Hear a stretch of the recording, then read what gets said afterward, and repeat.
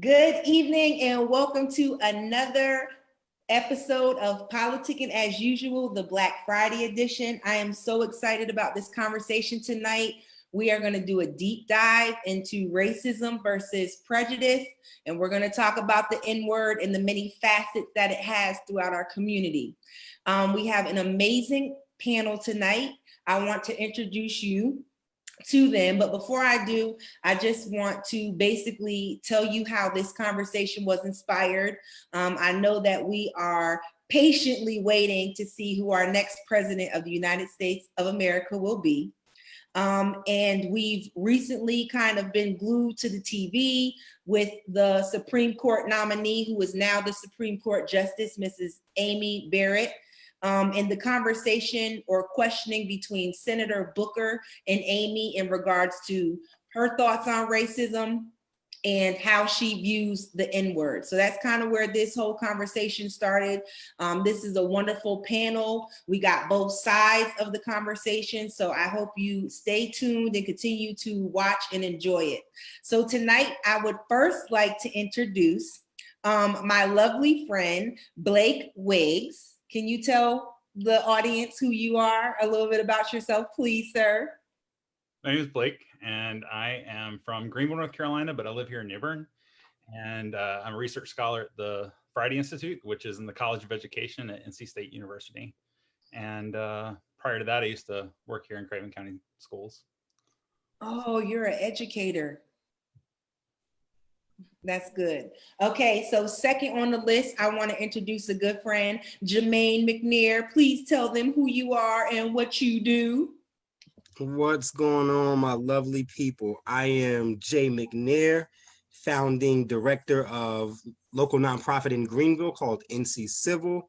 I am a community organizer and probably several other things, but just here as a community advocate and friend, and anxious and excited for a good dialogue. Glad to be here. Well, thank you. And I love NC Civil. Make sure y'all follow them. If you're in Greenville, they do amazing things. I love them. Then I want to introduce another lovely friend, Miss, can I say Emmy Award winning Miss Tanya Lynch? Can I say that? Because I just got to throw that out there. Can you tell them who you are and what you do? Yes. Hi, everyone. I am Tanya J. Lynch. I am the founder and all sorts of things of the Black Light Project. And I am also local here in Greenville, North Carolina. I'm from Farmville, though. Okay, Farmville. That's very important.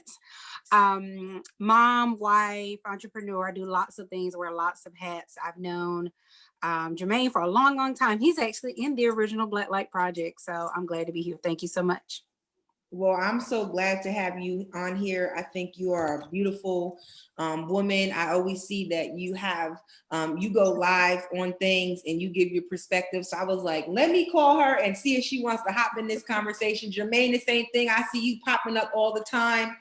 So last but not least, I would love to introduce you to this wonderful, I hate to say young, but this wonderful woman, Miss Kelly Rogers. Go ahead and tell everybody what you do and who you are, and don't be shy. The rumors are true. I'm young. I'm 21 years old. I lived in New Bern for 18 years, moved to New York, got into community organizing, and came back for COVID. And now I am organizing in New Bern and working as a talent agent still out of New York. Awesome. I'm so excited. So I met Kelly when through a friend, Braden, after George Floyd died. She basically galvanized a lot of people to stand in front of Walmart out here in New Bern and protest and represent for Black Lives Matter. And she did a protest and asked me to speak at it, and it kind of just went from there. She's been amazing. So I just, I think she would bring a beautiful aspect to this conversation. So let's get started. So the conversation, the topic is about racism and prejudice. And I think, again, because of the climate, it's very important for people to understand the difference. So I wanted you guys to kind of just jump in and give your viewpoint or your perspective on what you think the difference is between racism and prejudice. So whoever wants to go first, kind of just jump in. The conversation is fluid. So, I mean, prejudice is just, I think for me, prejudice is broad, right? It's, we all have tons of prejudices, and sometimes they are healthy, sometimes they are not, right? It's, we use labels to organize our thoughts and our actions in the world. We put people in categories. Again, sometimes it's healthy, sometimes it's not, right? I prefer vegetarian, meals versus other kinds of meals, and I have a direct bias or prejudice towards those kinds of things. I like local restaurants versus chain restaurants, right? That is a prejudice that I have, and we apply those to people as well. But racism is something that's extremely different, where we begin to differentiate based off of a person's race. And the problem, one of the major underlying problems with racism, is that a person is either receiving an advantage or a disadvantage based off of some aspect of their life that they have no control over. And the way racism exists in our society is that it is baked into our economy. Right. So it directly affects the way that it affects what a person's contribution is valued as in society. And that is a huge problem, because one of the fundamental aspects of being a slave, right, is not being able to own your own energy and to determine what your contribution is going to be worth, right? It's the ability to say, well, I think this thing over here is valuable, and I would love to give my time to that and to this amount. But then someone else has the ability to say, well, no, you need to send your energies over there because this is what I want done, right? So you don't even have control over your own energy. Well, in a society where racism exists, there are vast numbers of people who would choose to contribute their life, their energy every day to a thing, but the society is already dictating what the value of that contribution is. And that we can break down the immenseness of how that causes problems, but that's the danger, the beginning of the danger of racism. Right. Perfect. Okay. Anyone else have a viewpoint? I would piggyback on that and just add and reinforce, I guess, the importance that power plays in racism. That really separates it, and especially when you have, like Jay said, the economic oppression that is specific to or disproportionately affects different races. Inherently, with money in our society comes power, like he was saying. So when we talk about systemic racism, essentially it is racism being held up by structures, but structures hold power. So the difference between prejudice and power, the difference between me not liking a vegetarian meal as opposed to a burger, is that I have no real impact on whether other people are able to eat a salad or a burger. Whereas if I, as like a white person in a position of power, hold a prejudice against a Black person, it becomes racism, because in that situation I have multiple types of power working at once, and that becomes oppression, which trickles down into all kinds of disparities. So it takes that structure and it takes that power, I would say, to qualify as racism. Yeah. Awesome. I you said a mouthful. Blake, you keep shaking your head, so I want to see. I'm dragging you to the mic on what your viewpoint, how you feel about it. Yeah, and I think to build on both of what they were saying, I would argue that every aspect of the state is racialized, and and what I mean by that is it shapes and is shaped by racism, and we have to be really intentional to really disrupt that, and I think a lot, we have to really think about, like, we're all actors in this really complex, messy system that's perpetuating that very oppression.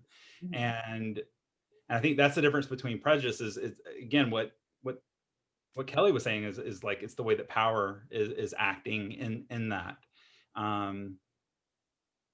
Yeah. So that, yeah, I think it's really messy, and it requires a great deal of introspection and awareness to really start intentionally disrupting it. At least my perspective. Okay. Tanya, do you have anything to add to that? Just real quick, I used to teach at Pitt Community College and Wake Tech and a couple places, and this always comes up in our class. And what I say is, a prejudice is kind of like, it's a prejudgment, right? And so I did not like redheads.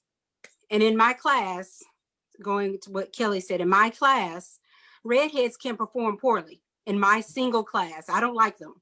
So whenever I score the paper of a redhead, that is like, that kind of sucks. It's a prejudice. I don't like you, so I score harder. I read those things harder. But when we talk about an ism, which is based upon typically a phenotype or something that a person can't control about themselves, as Jermaine pointed out, I can't control that I was born in Nigeria. Can't control that I am Black. Can't control I'm a woman. Can't control, my sexuality. I mean, you know what I mean? Like, these are things that we are kind of born with, right? And so we start judging, and racism is kind of, racism and sexism, the easy ones, because you can tell right away. You can judge that right away. Yes. You can see it. I know you're a Black woman, right? So that's one thing for a redhead to never perform well in my little microcosm of teaching. When we have an ism in place, no redheads perform well on any campus, anywhere. Regardless, there is a system in place that is going to disproportionately affect redheads, that they will not perform at the same level. Every now and then you may have one or two who will rise above those barriers for whatever reason. They have extra help, whatever the case may be. But by and large, there is a system in place that targets them, and they will not perform well under any circumstance, even if, like we've seen in education. There was recently a study of it's Chapel Hill, Carabas County, something. They are one of the best performing school districts. But even in the best performing school districts, Black students perform the worst. So that's a sign of an ism. That is a system in place that even without anyone purposely putting their hands in the system anymore, people don't have to purposely do it anymore. Right. That system will continue to, I think it was called laissez-faire in in history or whatever. So that's, for me, that's kind of the difference. I had this little microcosm of things I don't like. And when I come across a redhead, I could be really nasty. But then when I go to the larger landscape, and I'm using that because people can think of that easier, I guess. In the larger landscape, there's this other power structure, like Kelly said, that will always impact this sort of person. Yeah, and Jamisha, if I can risk doubling down, but I think there's a culmination of what everybody is saying that, for me, raises up a point that I think is just so important to lay down, right? One of the fundamental differences also between prejudice and racism is that when you think about both of these, ideas and concepts as a principle, right? It's applied through 3 points of contact, right? You have a person that acts a certain way and applies that act to a situation, and then that situation affects the subject, right? Whether it be a person or a burger or a thing, right? When it comes to prejudice, what I think people miss is that prejudice is always initiated at the first point. It's always going to come from the decision of the person that is applying their energy, their decision, their choice, their selection, whatever, to a situation that affects a subject. Right. Racism, because it can exist in 2 different points, that makes it so tough to mitigate. It's because a person can be racist, right? And they can apply a prejudice based off of people's color, but then oftentimes the system comes into play as the tool by which racism is exacted upon people. And think about tools, right? Think about how we transfer energy, right? If I want to twist a screw or a bolt, right, I might not be able to grab it with my hand as just 2 points of contact. I might need to get that set of pliers because that has a unique way of transferring my energy onto that screw so that I can get a handle on it, twist it, and turn it, right? Society is the tool by which we apply our energy to almost everything that we do. Yes. So when society is now racist and has racism baked into it, that means that whether or not the person that initiates the energy is racist or not, whatever it is they apply, when they apply that energy, it still forces an outcome on the subject that leaves them at a disadvantage. And while people are still arguing, I'm racist, I'm not, and we're refusing to address the systematic component of it that folks like Kelly and others are trying to raise up, what we're trying to get people to understand is that whether or not you're a racist or not, right? It sucks when you are, but it still sucks when you're not, because the tool of society that we're using to get our energy out is still forcing a bad outcome on this subject. And that's the part that I think really needs to be lifted up. Right. Blake, you are like doing the hanky panky. Like, is that hitting? Yes, and and that's why not racist is not good enough. I mean, that's really we've got to be anti-racist. Ibram Kendi X talks about that. We've policies are either racist or they're anti-racist. And I think our behaviors, I know, me as a white person, I remember, I grew up thinking racism is this malicious, intentional hatred against someone. And it took me many, many years to realize my good intentions had negative impacts, or I was unaware of oppressive systems and benefiting from them and just continuing to perpetuate it. The way, even at work, the way power is distributed in organizations, and how I navigate space. And it's a lot of hard learning, and I'm still making mistakes. And I think that was some of the hardest learning I had as a white person, is realizing the complexity of racism, and that it's not the simple enacting our prejudices. It's something so much more complex. So a thought that I have deep conversations with a lot of my political friends in the fight, or just in general for the work that we do, me being a social activist. The conversation has come up in many, many different times. And I just want to throw this question out there just to kind of get your thought process. But I don't know if you've ever heard this question, but I've seen it, I've discussed it. Do you think Black people could be racist?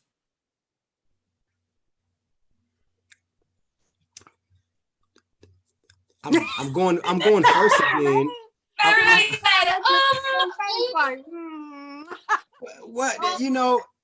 See, again, you have to think about it in the terms of those 3 points of contact, right? You've got the person, the initiator of the energy or whatever, the situation that it's being applied to, and then the subject, right? I think the person who initiates an energy can do it based off of racism and then be a practitioner or enact something that is racist. But if that person is Black, and then they still exist on the subject point of that spectrum, and they're going to receive it from the system, a Black person can commit a racist act if they're doing it based off of a person's race. But when that act is applied to the system as a tool that renders the outcome for another subject, it is very difficult for that to have the effects or the impact in that way, because we don't have the advantage of this system that has agreed that it is going to transfer our ideas, our perspectives, our prejudice, and our views on a people so deeply that it again, to Blake's point, that it shapes the outcomes of their lives. So we could probably initiate some racist stuff. It'll oftentimes dry up right there at the initiation point. You know what I mean? Right. Okay, go ahead.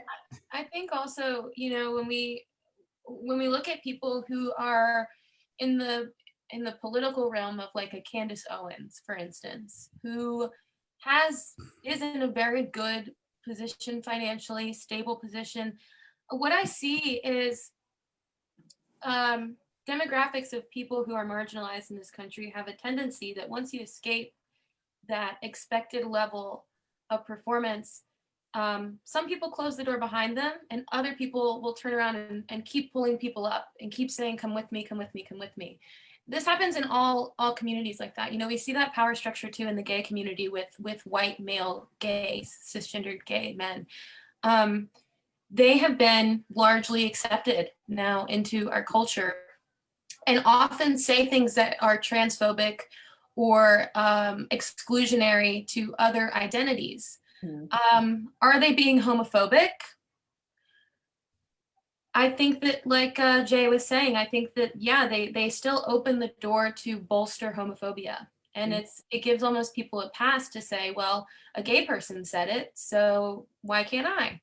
A gay person has an opinion, so why can't I? Of course, none of these groups are monolithic. Of course, they all have different opinions and different perspectives and come from different backgrounds. But what we see today is huge disparity, and it comes back down to what you see as an intrinsic value or an extrinsic value of a community. And I think that when we especially look at Black individuals in the South, where slavery was in its prime, its strongest, in the strongest positions of power down here, we see those demographics continue to hold because they haven't had the chance mostly to build generational wealth. Right. And to say I'm a Black person or I'm a gay person, so what you're saying is wrong, oftentimes goes back into that monolithic category that everyone's trying to escape from, if that makes sense. So like, so if we're gonna be diverse in thought, as we all are, we have to also be willing to respect those opinions of other people. I read a tweet the other day that I believe, I think Quinta Brunson tweeted. She's an amazing Black author though, and she quote tweeted someone and said, you don't have to be white to be a white supremacist. You don't have to be white to uphold white power structures because that's what's comfortable. You don't have to fall into the demographic to bolster the results of those harmful structures. So I would agree that while it may not be racist, because I wouldn't classify it as that, I do think that oftentimes we fall into our own universes a little too heavily, and we forget the history that other people are experiencing is just as valid as our experiences. And you know, NFL players who are making $40 million a year and their children who are inheriting that money, of course, are going to be in different positions than someone that's born in a low income community and into poor school systems. You know, that's just, it's where you fall on the spectrum of today. It's totally different. So that's my take. Does anybody else have anything to add? I just like to ask. Okay, so in what we're talking about, we keep saying like system, so systematic racism. I think that's important to discuss, especially again with the climate and obviously politics and systematic racism, being able to have equal representation so that I wouldn't say necessarily the transfer of power, but trying to reach some sort of equity in this system that we have to kind of break down the system. What are your thoughts on how we can start to try and break that system down? And how can we try and break that system down? Systematic racism, the system that we have. Y'all are all on mute. Yeah.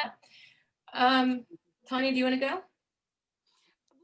It doesn't matter. You can go ahead, Kelly. That's fine. So I just want to see. I was just going to say that I think that the most important base of that discussion is just knowing that racism was intentionally built into our society. We don't live in a post-racial nation, especially when people who are alive for segregation and Jim Crow are still living. It's just absurd to believe that those people that raised children would not pass those beliefs down in some way. And we see that a lot everywhere, really, with the correlations between how old people's parents are and their political affiliations, and also the things they'll post online, whether they see Black Lives Matter as a worthy cause, because we don't have Jim Crow anymore. And I'm also not going to read any books about modern industrialized slavery, which is the prison industrial complex. Like it comes down to education largely. But what we know is that like I said, it's either intrinsic or extrinsic. And if you think it's intrinsic, you're racist. And if you think it's extrinsic, there has to be an external factor, which is systemic racism. Right. Okay, go ahead, Tanya. I think it was maybe D.L. Hughley or Dave Chappelle. They were talking about racism and basically saying that, you, in order to kill racism, you have to kill the host. Mm-hmm. This is American. This is America. And I think we've got to stop acting as if like, this isn't the America I know. No, this is literally the America that was built, purposefully done, with the intended results. We're seeing the results that were designed to happen. Some of the other things might be kind of, out there, like, we never thought child support would come out of that, but or whatever. But This is the America that was designed. You are always going to have a free to low wage population of people, that they were the ones who supported capitalism, that there was going to be a class of people that was very, very tiny, and they would have all of the resources. America was designed this way. Black people were brought here for the purpose of that. Okay, so that's the thing. So in order to change that, you would have to kill the host. You would have to completely change the idea of what America is. How do you do that? I was sitting in a meeting with Jermaine, and I asked, we were talking about policing issues. And I said, well, how do you stop someone who just, believes that Black people are just inferior and they're afraid of, and the answer was, you can't. Right. You You cannot change a person. All you can do is make them accountable. The only thing we can do, like Kelly said about white gay males, over time has become more acceptable. Rock Hudson was a white gay male, very unacceptable. So he was known as a bachelor, and he was known as da-da-da-da-da. If he were alive today and in his prime, his lifestyle would be acceptable, right? Right. So we have to do the same thing through accountability. It is no longer cool. You do not get brownie points for even for the microaggressions. You are held accountable. You lose your job for things that you're doing that are blatantly racist. We wipe racist laws off the books. You have to hold people accountable. You have to get accountability in our criminal justice system. Right. We have to have more representation, and we have to really think about what diversity and inclusion looks like. Diversity is not simply having a brown person at the table or a gay person at the table or whatever. It's about all these things.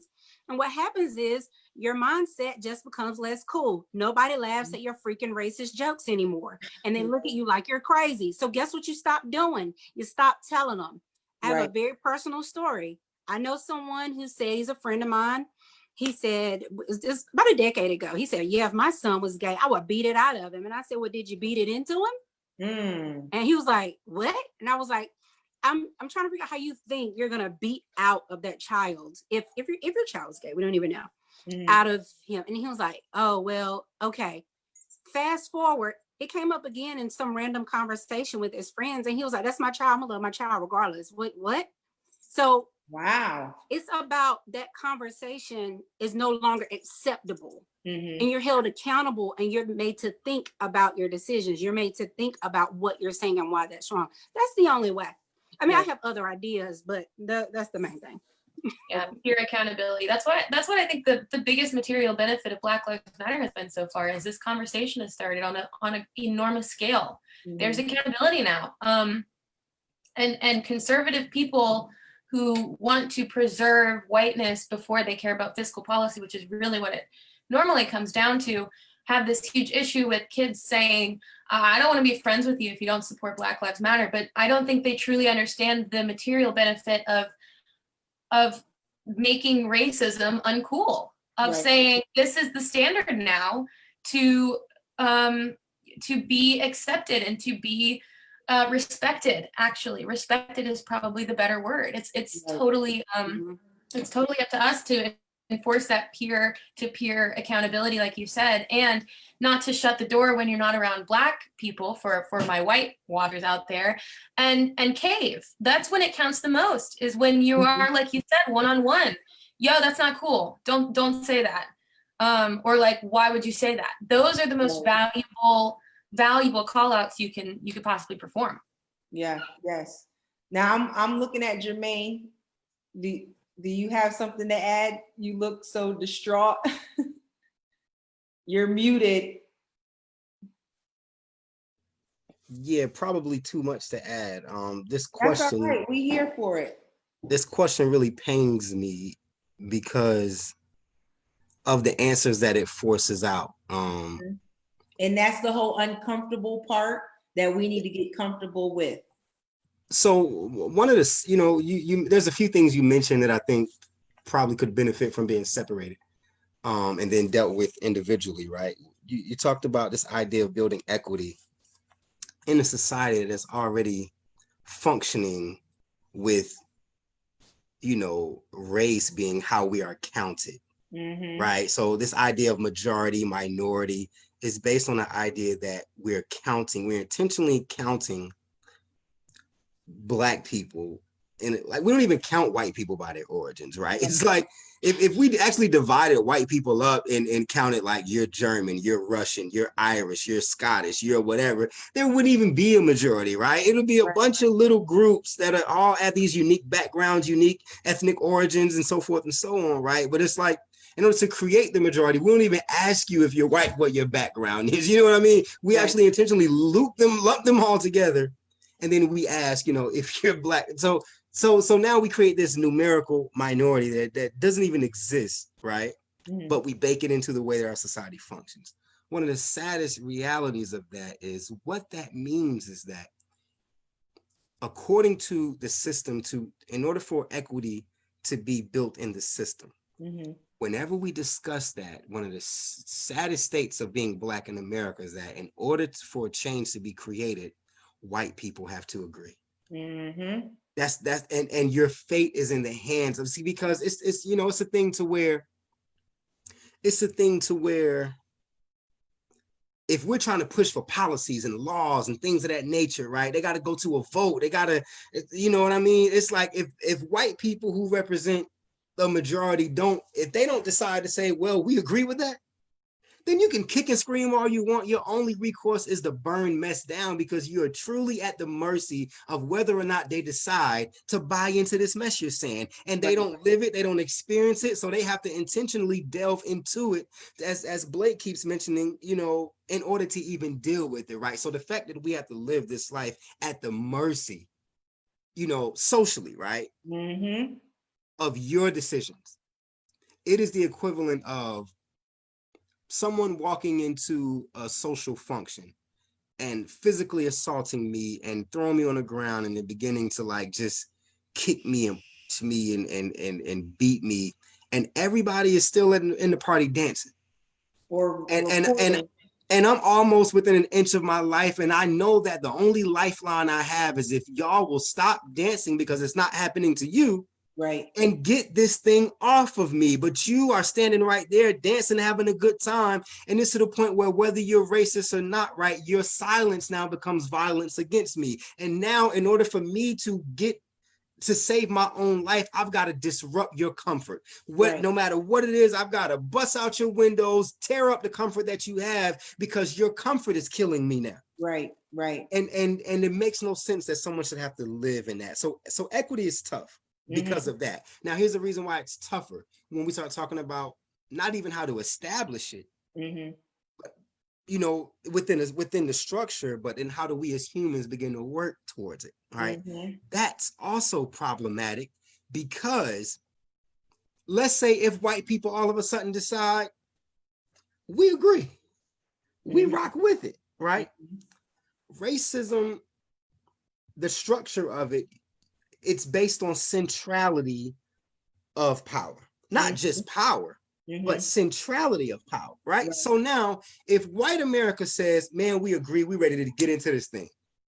If then white America comes and leads the initiative, you're still central to the operations. Because what leading something looks like is a person can commit an act, but that act would have to be incorporated. Even if you don't go to the Secretary of State and file papers, it has to be incorporated into a way so that other people follow it. So it has to be instituted, and then it has to have organizing around it. And then there are systems that are built on top of it. And if you're still central to that, then everything that builds on it, you're still in control. So now what we need is not only for white people to buy into this idea and agree, but then get involved and still understand that we have to allow Black people to lead in this space. Yes. So now the problem is you're still allowing it, which you're probably never going to do.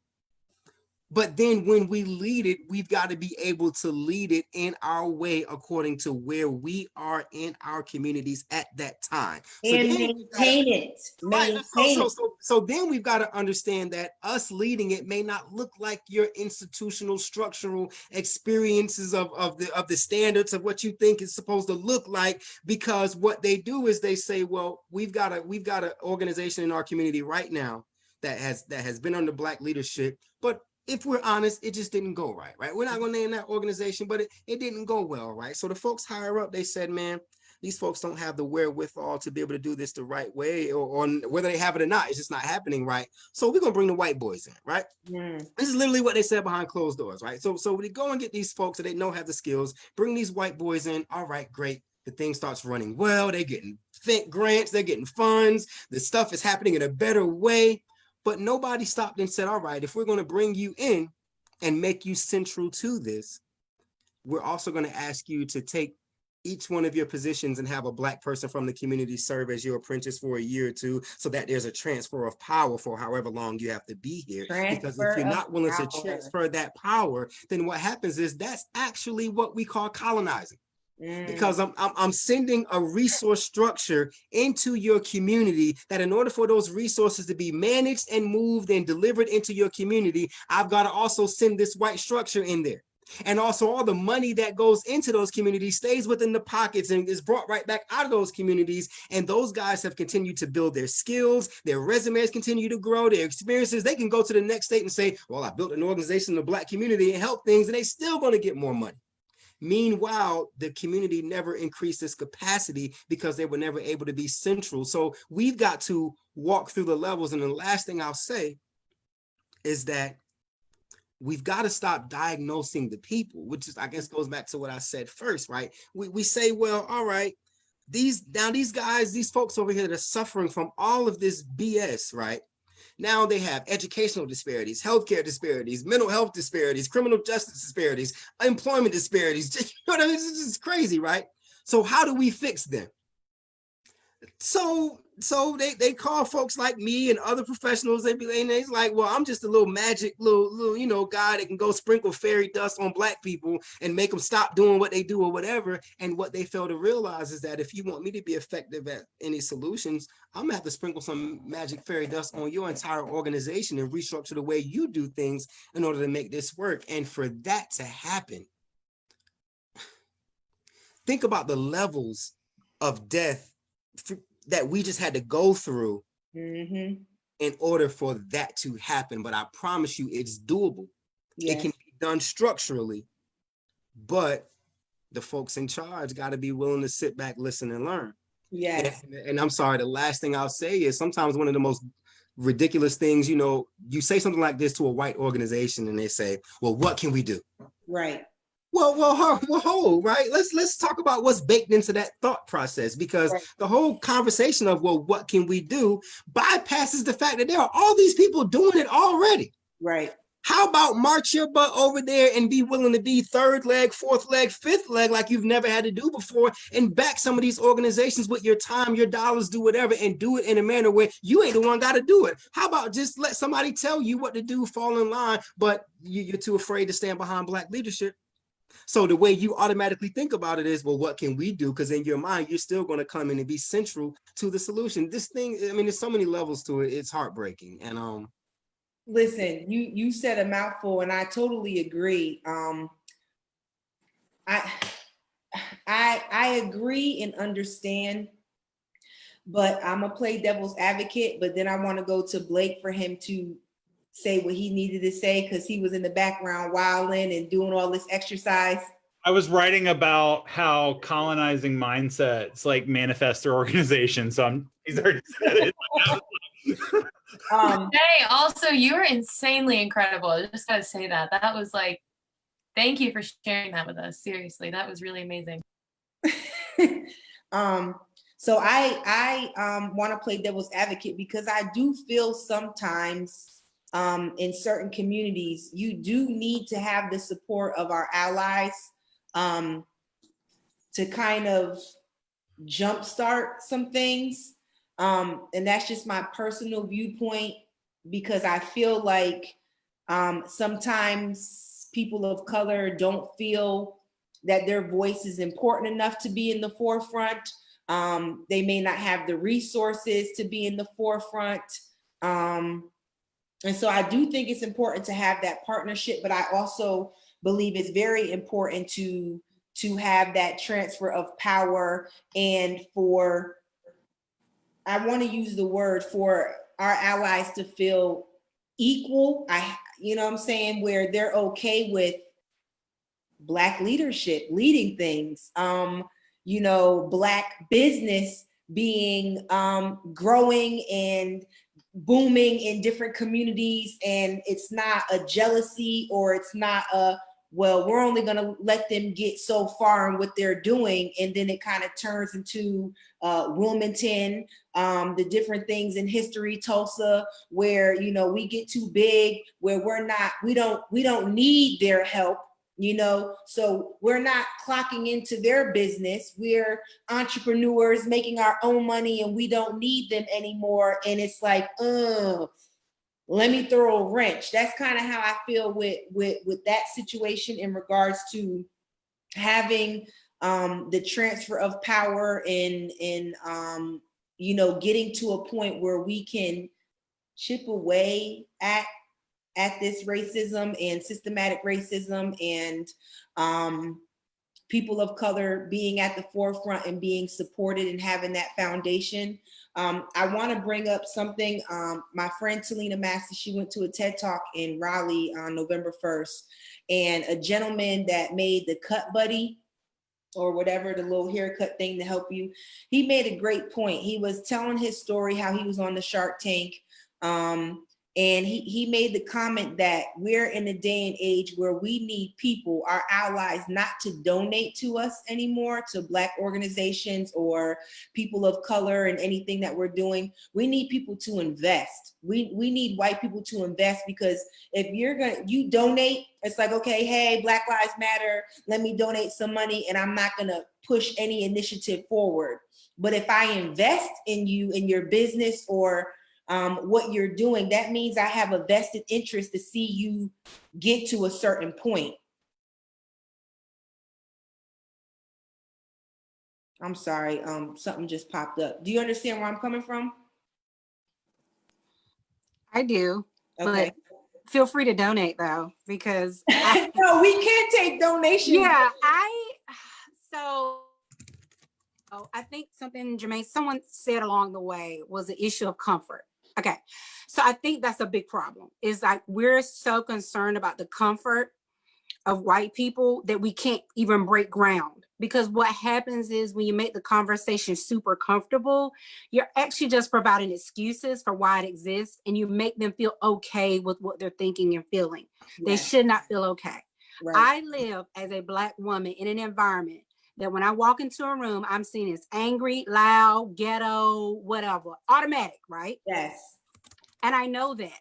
That doesn't make me feel comfortable. It is a part of my existence. So why is it when I'm trying to bust down the walls of my oppression, I have to do that with feather-lined pillows and comforters so you feel comfortable about my oppression? My oppression is not comfortable, so I'm not going to make you feel comfortable when we confront it. So that's the problem. So that's why I have an issue with investment versus donation. Do what you want to do. But see, I don't like the fact that you want to have a return on your investment out of my Blackness. It's the same thing that comes from what America was built on in the first place. You give me $1,000, write the check, and keep it moving. Now, if you believe in what I'm doing, then you know it's an investment into society. It is an investment into community. But if you're giving money in my hand, so in 5 years you can get 5,000 back off your 1,000, that is your prime thing, then we're just feeding back into the capitalistic system that is, in fact, really one of the largest problems we're fighting against. Okay. So, no, I don't like that. I don't like that at all. Okay. I love it. I love it. Blake, you say something, please, because it's like you are having a breakdown. Yeah. So I just, everything that's being said is, so like the word equity is an interesting word, because when you ask people to define it, whether it's a nonprofit, a school district, an organization, like what you either see this fluffy, pretty word, phrase, that's very delicate and comfortable, or it's the image that you're seeing over and over again, or they keep the fence, they get rid of the fence, the kids at the baseball game, but no one's really tackling, like, what are we really talking about? And equity is hard to define because the culture we're living in and swimming in, it is the complete and utter antithesis of what our culture believes to be true or expects to be true. You cannot fight for equity, specifically racial equity, without criticizing capitalism. Race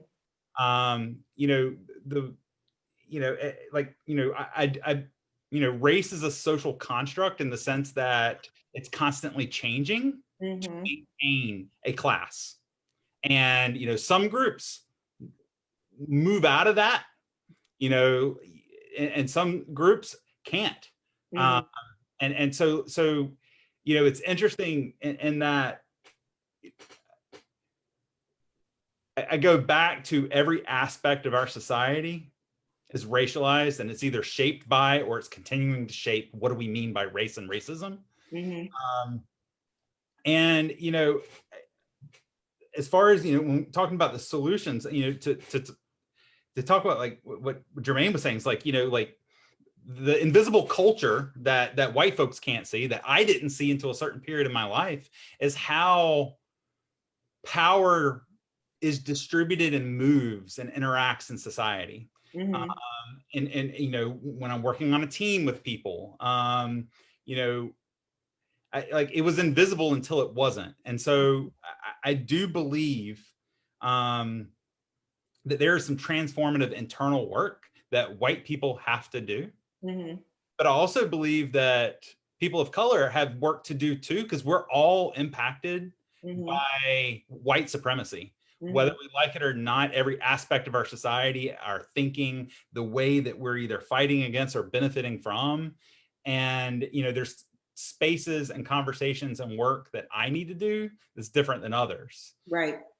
And so I do think there is internal work that's necessary, that's very transformative, but it's still constantly fighting the parameters that we're living in, which is a very oppressive system.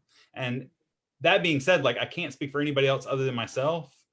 I wasn't able to authentically and intentionally disrupt oppressive systems until I saw it. And like really saw it, like saw how I demonstrated and benefited from power in organizations, whether it was if I went above my boss because I had a stronger relationship with my boss's boss to ask a question, and realize what is that doing organizationally, right? And how am I just exerting power that I didn't even realize? And it's embarrassing to say out loud, but it's real. And someone told me the other day, like, you don't realize how cold everybody is when you're close to the fire. And there's some truth to that, but that's our work as white folks. Like, we got to work through that crap. And, and to speak to what Kelly was saying, calling each other out and holding each other accountable. And, what Tanya was saying about policies and laws, we need anti-racist policies, period. We need to be held accountable for our impact, not our intentions. And that is a hard thing for us white folks to deal with, because we've been benefiting from comfort for so long. So, and I think that the last thing is, going back to like colonizing, like what sucks is you see the narrative, like this culture of just colonizing and exploiting Black and brown bodies. Like it whether it's being because they're counted or being studied. I mean, there's this, and when you, like, for me, when I started to see it in education, see it in research, politics, like it's almost like we as white folks aren't allowing people of color to own their own stories, to own their own narrative. They become subjects to our story. And I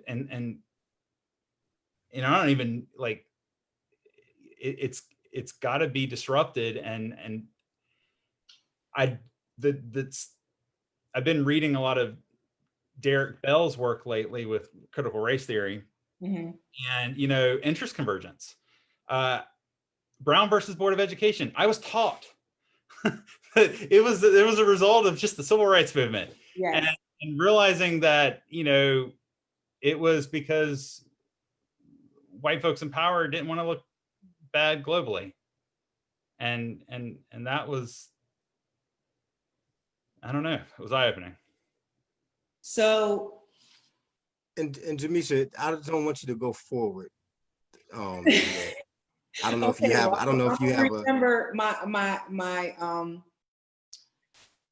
I'm not going to lose mine, so you can. Okay, you can go ahead. Okay, and I have bad memory. So I just wanted to say my feelings on that from what Blake and everybody was saying is that I know I personally get tired and frustrated of being like called like I race bait, because I'm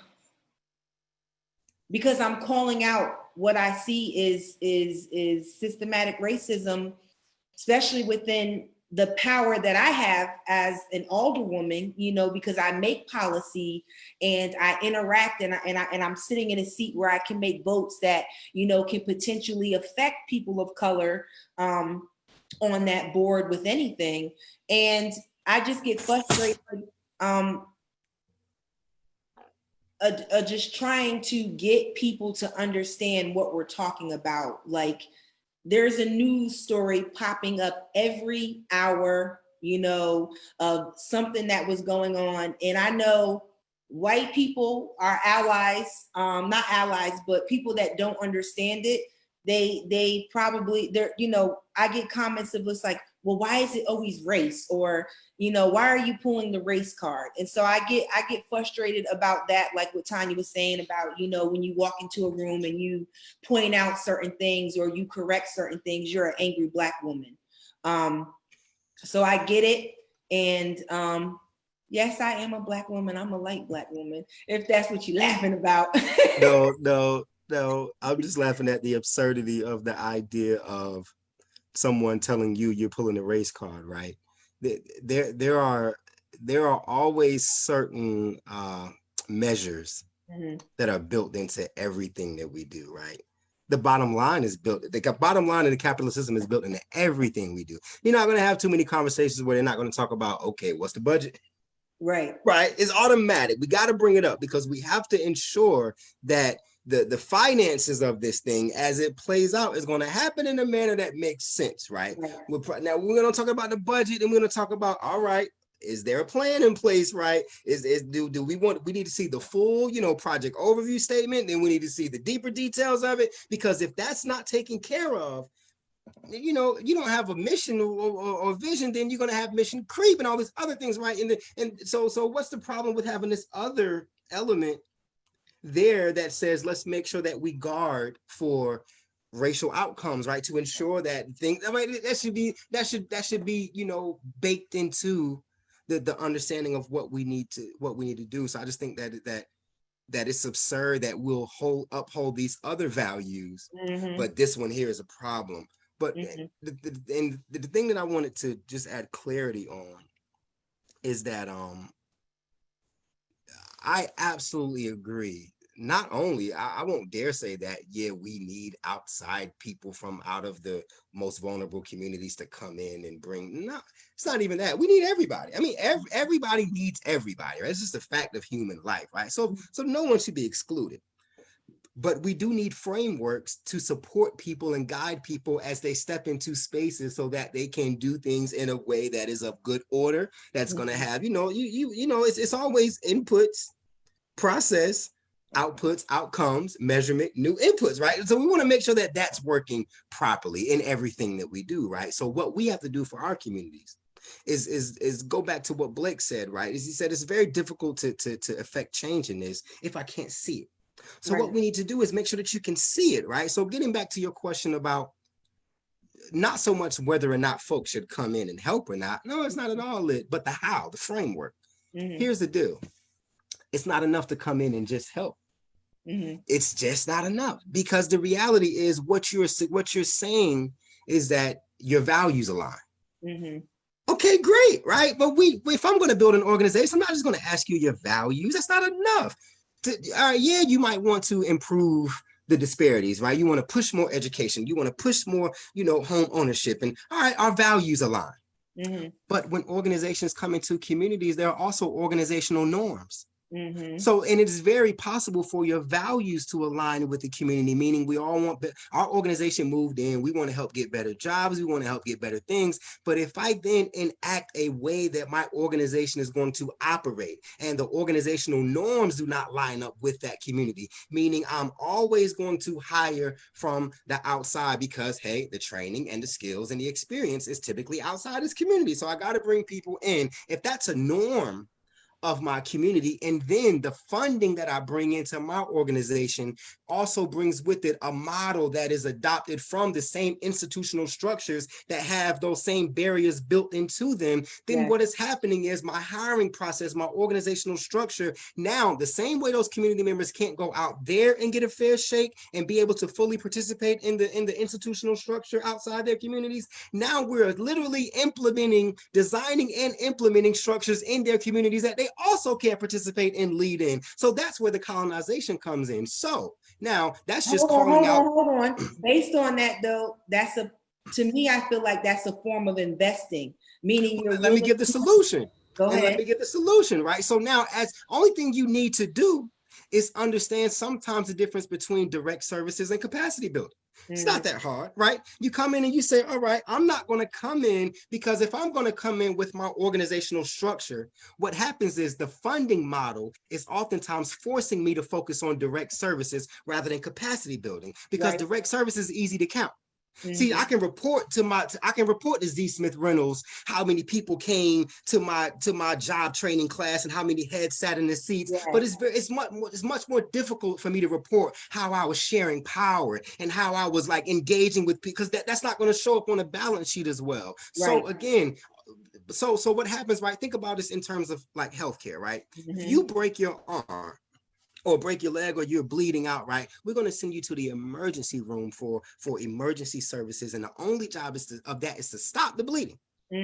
Or if there's some other condition going on, it's called emergency services, direct services. But I'm not going to discharge you without also referring you back to your healthcare provider. So someone that's going to help you develop a long-term care plan so that you don't have to get into this situation again. So now when we come into a community and the funding models that we bring in, and the hiring process that we implement, all of those are reinforcing the same institutional barriers that exist out there. If we are able to then come in and say, we need some direct services, we need some emergency services, we got to stop the hunger, we got to stop the bleeding, but if every single organization that comes into our community is focused on direct services and none of them are focused on capacity building, then what happens is we are not developing a long-term care plan for that community to build itself. So what I would require from anyone coming into my community is just policies and procedures.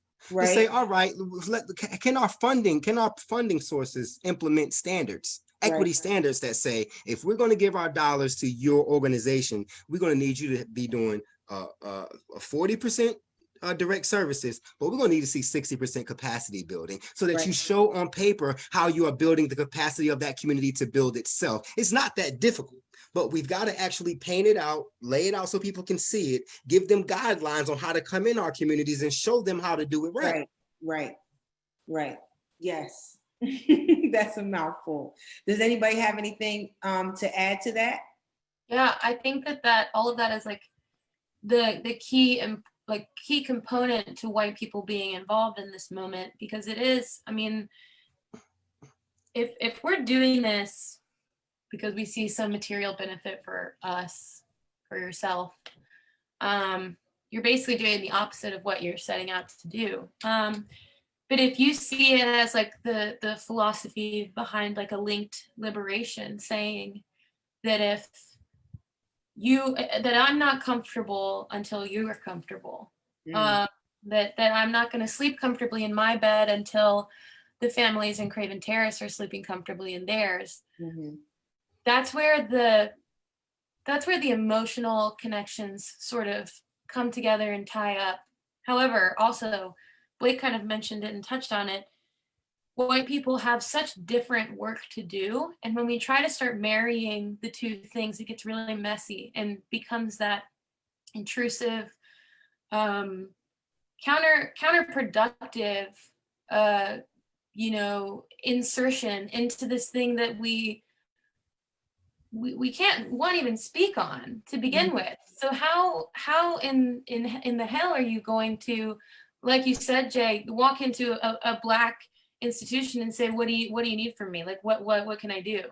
Why don't you just take a backseat and understand the fact that you don't even know where to begin is probably a really big indicator that you should be doing some learning and some listening, and a lot of it, before you try to jump in as a leader. Secondly, a lot of times we start talking about the issue of race, and AOC made a really great distinction. When we talk about race, that's a totally different conversation. We're talking about racism, and those are not the same. There's nothing about Blackness that created or built racism.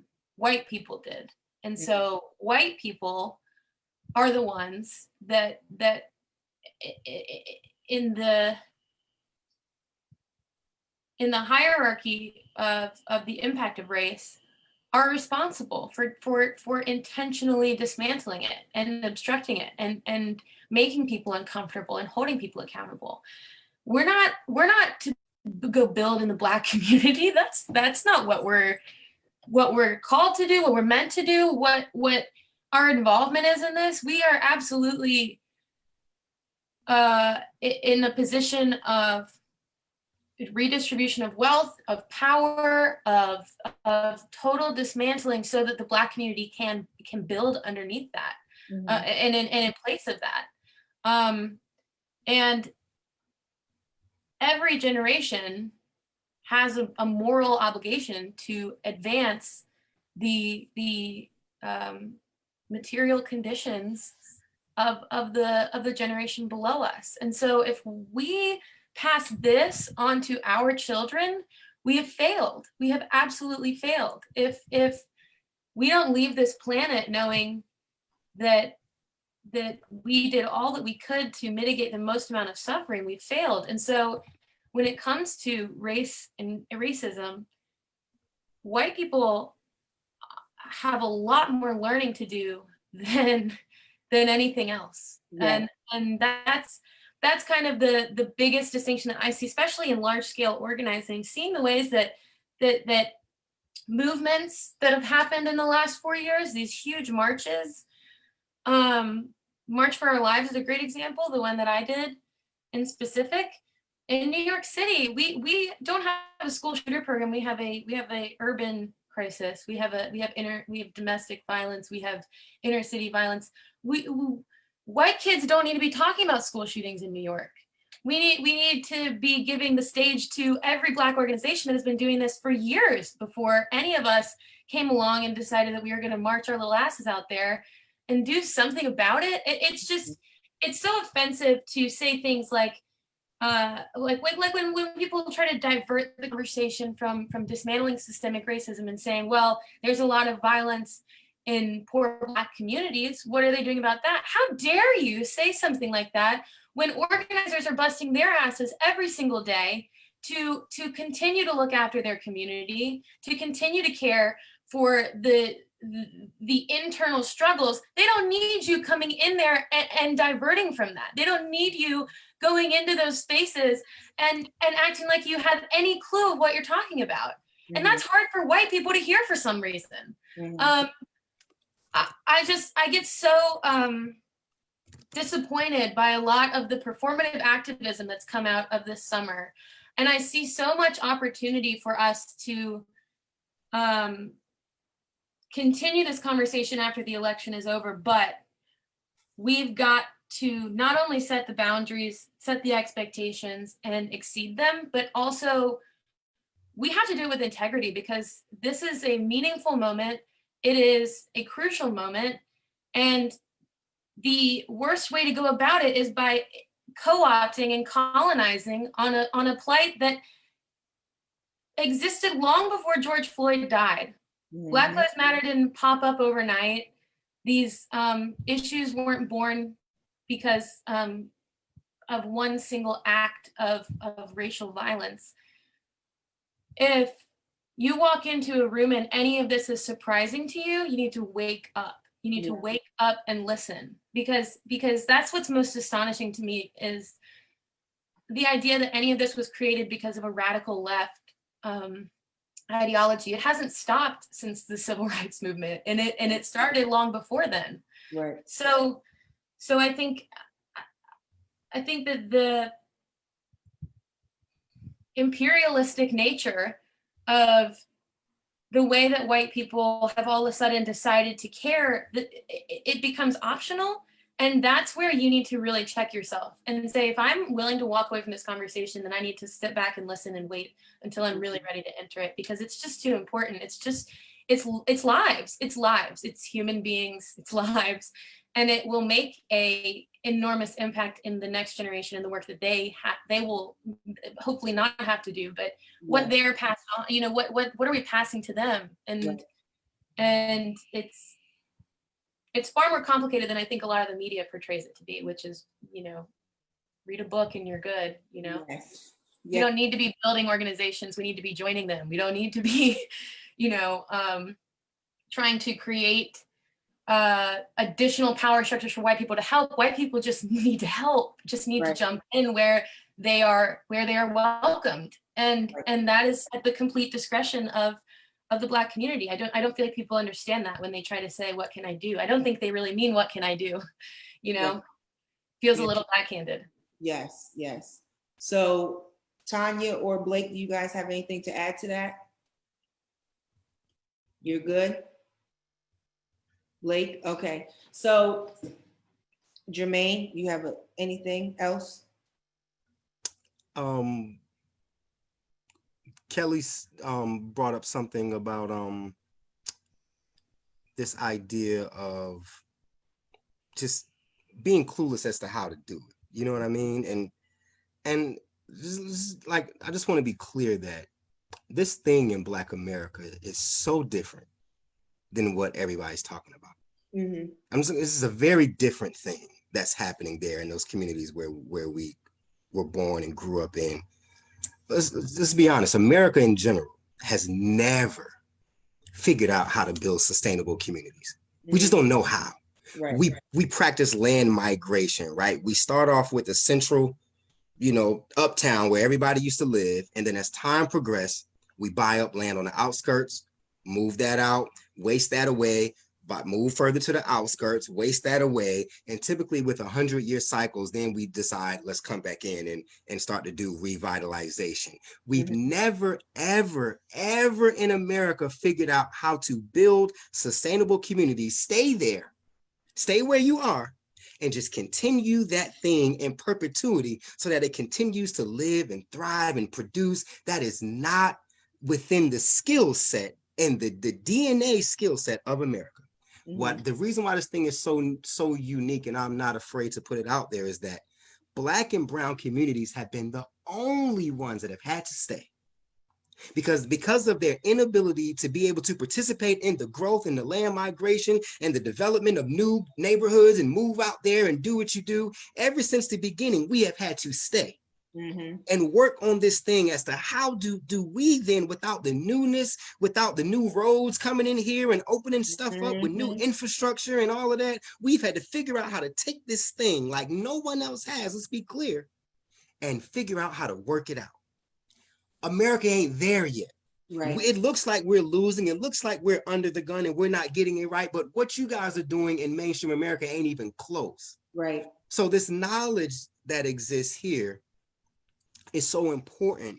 And let me say this. I'm going to say the word Black power, not in the sense that like Black power, we hate you, Black power is against whatever. Right. What I'm saying is that we have to learn to understand the importance of Black power, because the idea of the collective is so important. And that goes back to that thing about, yeah, it's okay for organizations to come in and lend their hand. No, you got to be very careful with that, because here's the catch. When we oppress Black people, we oppress them as a whole. It won't know, well, you and then some of you and then one of you. It was joking. If you Black, you are a second and third class citizen. I don't care how smart you are, how whatever, all of you. But then always remember, when we gave people their freedoms, if we can call it that, no, those things that's written into the Constitution and Bill of Rights, those aren't group freedoms, those are individual freedoms. That means that after all these years of oppressing you and breaking down your lineage and your, infrastructure of your communities and your thought processes and everything, if you can find a way to find mental health in that and somehow tunnel through all of that to achieve your own individual success, then hey, you're free to do it. So, but here's the problem with that, Mish. At the rate that those few people, like people love to celebrate me, oh, he was able to get sentenced and go to prison and come home and make it. At the rate that the few are able to navigate that social structure, and let's be clear, there are numbers that measure social mobility. It ain't just that poor people ain't able to do it. Poor, lower, middle, upper. Most people that are born into a class die there. So it ain't like, oh, these poor people just can't seem to figure it out. No, nobody at any level seems to be breaking the code on achieving the next level. The only difference is that those people who are at the bottom, if they don't figure it out, they're going to die. Their sons are going to get gang banged out, daughters raped out, drugged out, jailed out. So what happens is, when it gets to the point where Black people are going to overcome that, it ain't going to be by the ones and the twos and the individual rights, because that will never duplicate itself at the rate that this mass problem is duplicating itself. So there has to be a thing of group economics that lifts the whole up, just like you oppress the whole. So when you look up and you see people organizing Black initiatives, Black this, buy Black, support Black, follow Black, institutionalize Black, that's because that's the only way you're going to undo the way you suppressed as a whole. They're going to have to get up as a whole. So white America has to get comfortable with seeing Black coming, being okay with that, still supporting it. And yes, there needs to be Black centrality happening in this space, not anti-white, not anything else, but we can never undo what happened unless there's a collectivism to this growth. And that is very real. Oh my God. So I just have a few things I want to say, and then I have this crazy question. So I love and dislike the word revitalization, because I feel like it becomes gentrification in the Black community, because the people with power, with the resources come in and they want to transform the community to what is satisfying to them. And like you say, Black people are able, well, I don't want to say the word able, but stay in their situation. and everything around decides to grow. And then our locations, our communities become prime realty. And that's why it's a notion that, oh, we need to revitalize, you know, which to me, I feel turns into gentrification, especially where I reside now. Then the other thing that I wanted to say, you were talking about the Constitution, the Bill of Rights, and the individual, not power, but the individual rights. Before I ask that question, I know sometimes I get uncomfortable when I make posts or make requests, and it's like, you know, I support small business, but I support Black business. And I know sometimes I get, you know, people come at me or make their comments of, well, why do you have to put Black business? And it's like, I just get so tired of explaining where we are in society and why it's so important to spotlight and support Black business. So I just wanted to put that out there. So the question is, when we talk about breaking down the system, do you think the Constitution needs to be rewritten? Yes.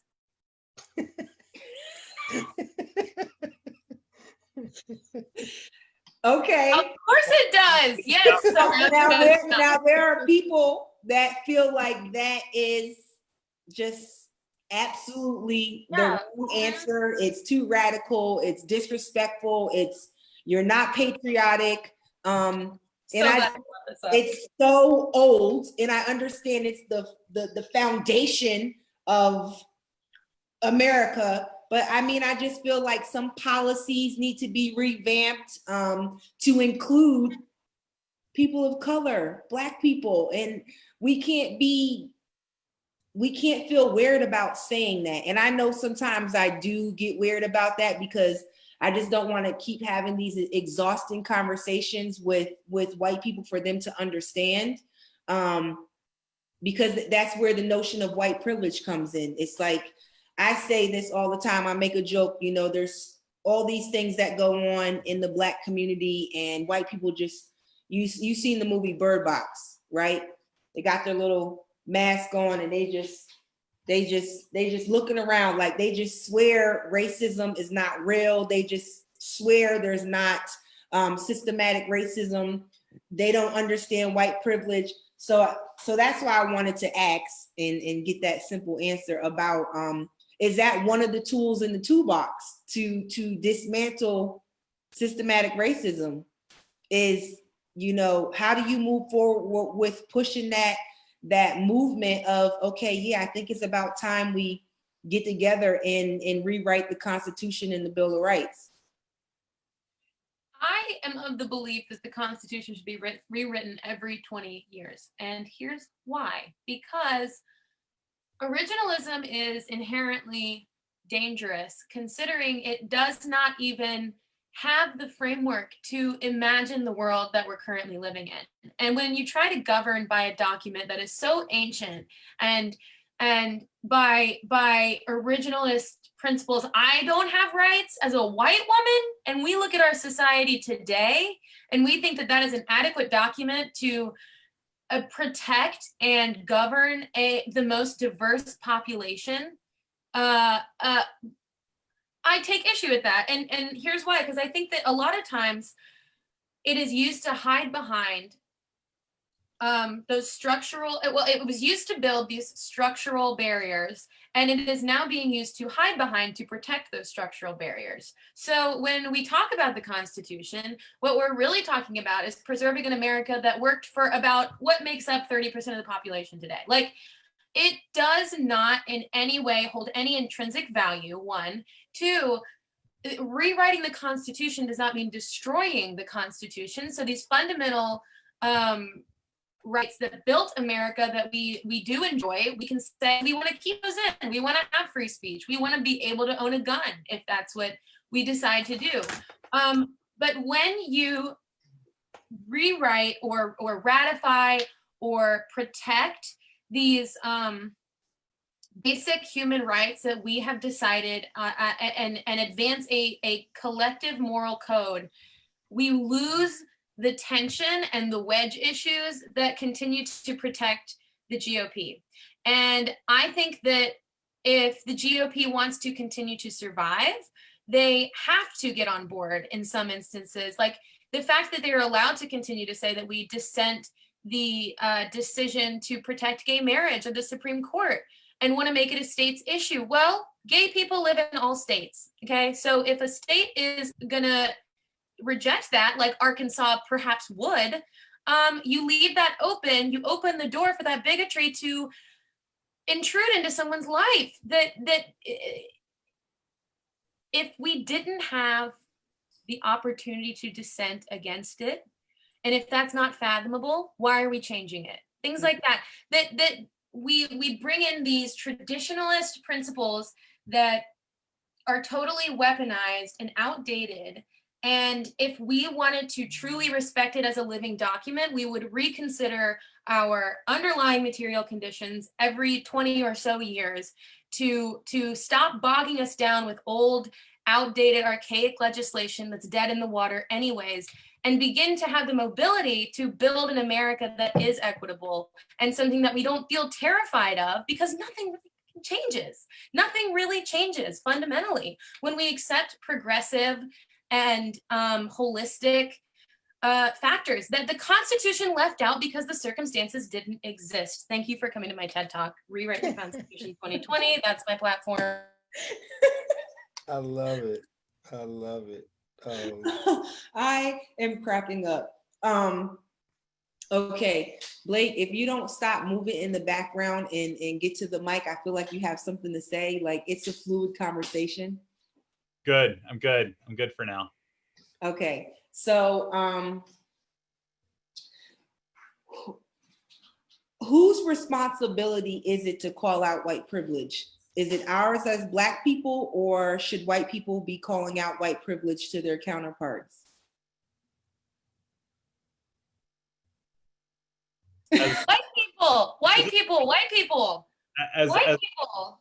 yeah, I mean, And when a Black person calls it out, which happens regularly, respect it.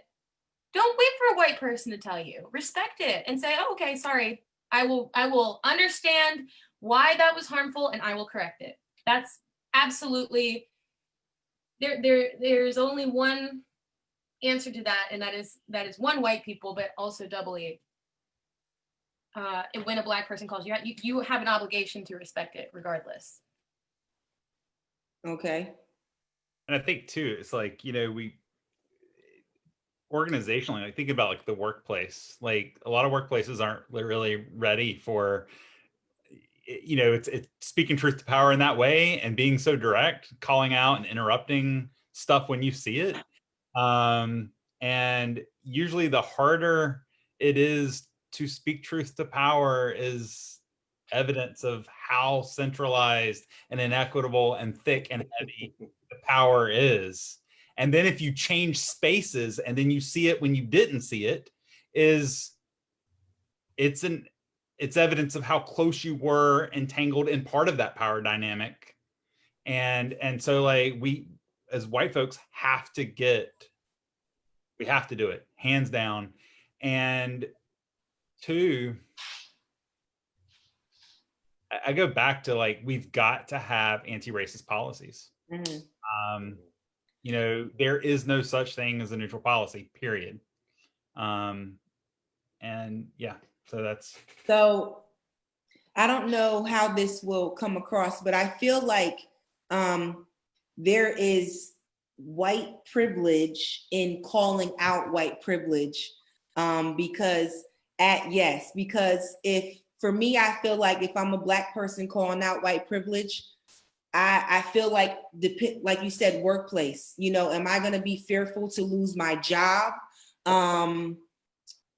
Me as an elected official, I'm an entrepreneur, I'm a realtor. So if I call out white privilege, does that mean, white clients aren't going to want me to help them sell or purchase their house? So I feel like Black people have more to lose if we're to call out white privilege in different rooms. Yeah, sorry, I didn't mean to interrupt, but I've totally. No, I'm saying, is that thought Oh yeah, I mean, I've seen my hand get slapped, and I've seen other people experience much more severe Get fired? consequences. Yeah, Yeah. like Every time, okay, yes, this is a perfect analogy, and this isn't for New Bern to understand and small communities to understand. Um, I have a friend that's working at a historic institution, okay, in New Bern, and the culture there, she's worked there for 22 years. She's got an amazing career under her belt. Any moment that she attempts to stand up for herself, there's an email sent out probably the next day. She's too hard to work with. I'm sorry. I can't do this. She's too hard to work with. She pulls the race card.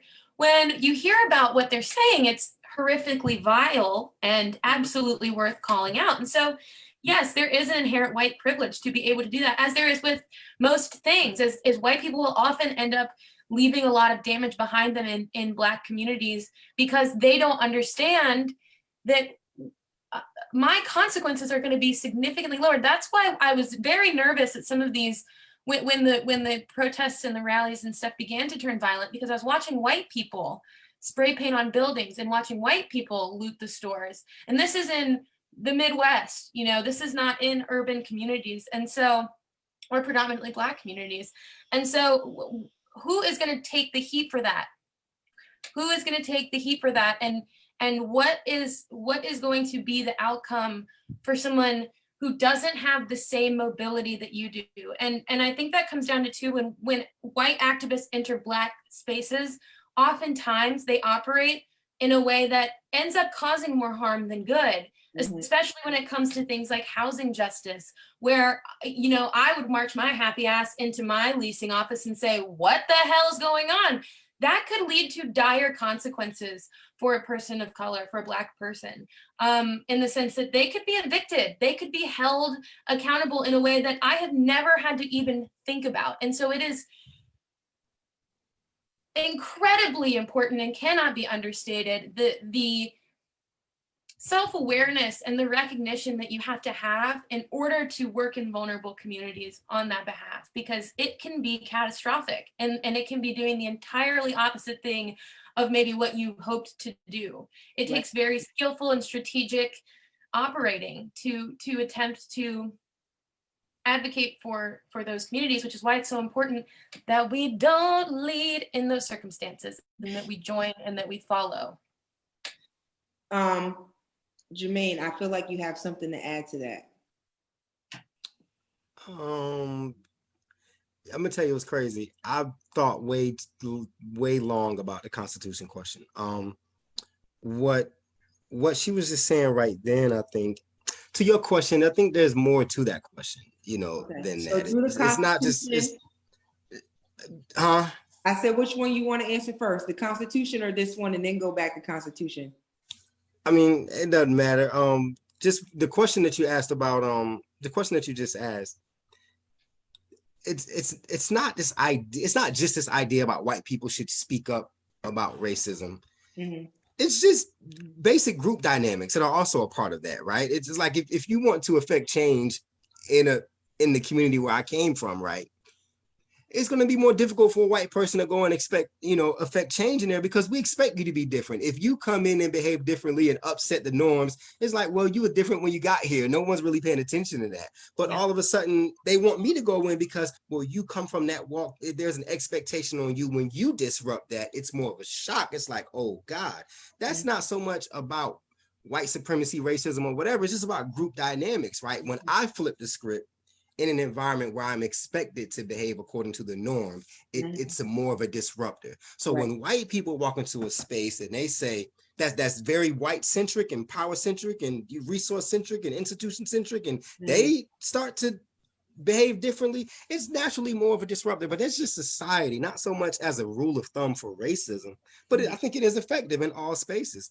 As far as the Constitution, man, I just kept thinking, America is still an organization, it's still a corporation, right? The Constitution is,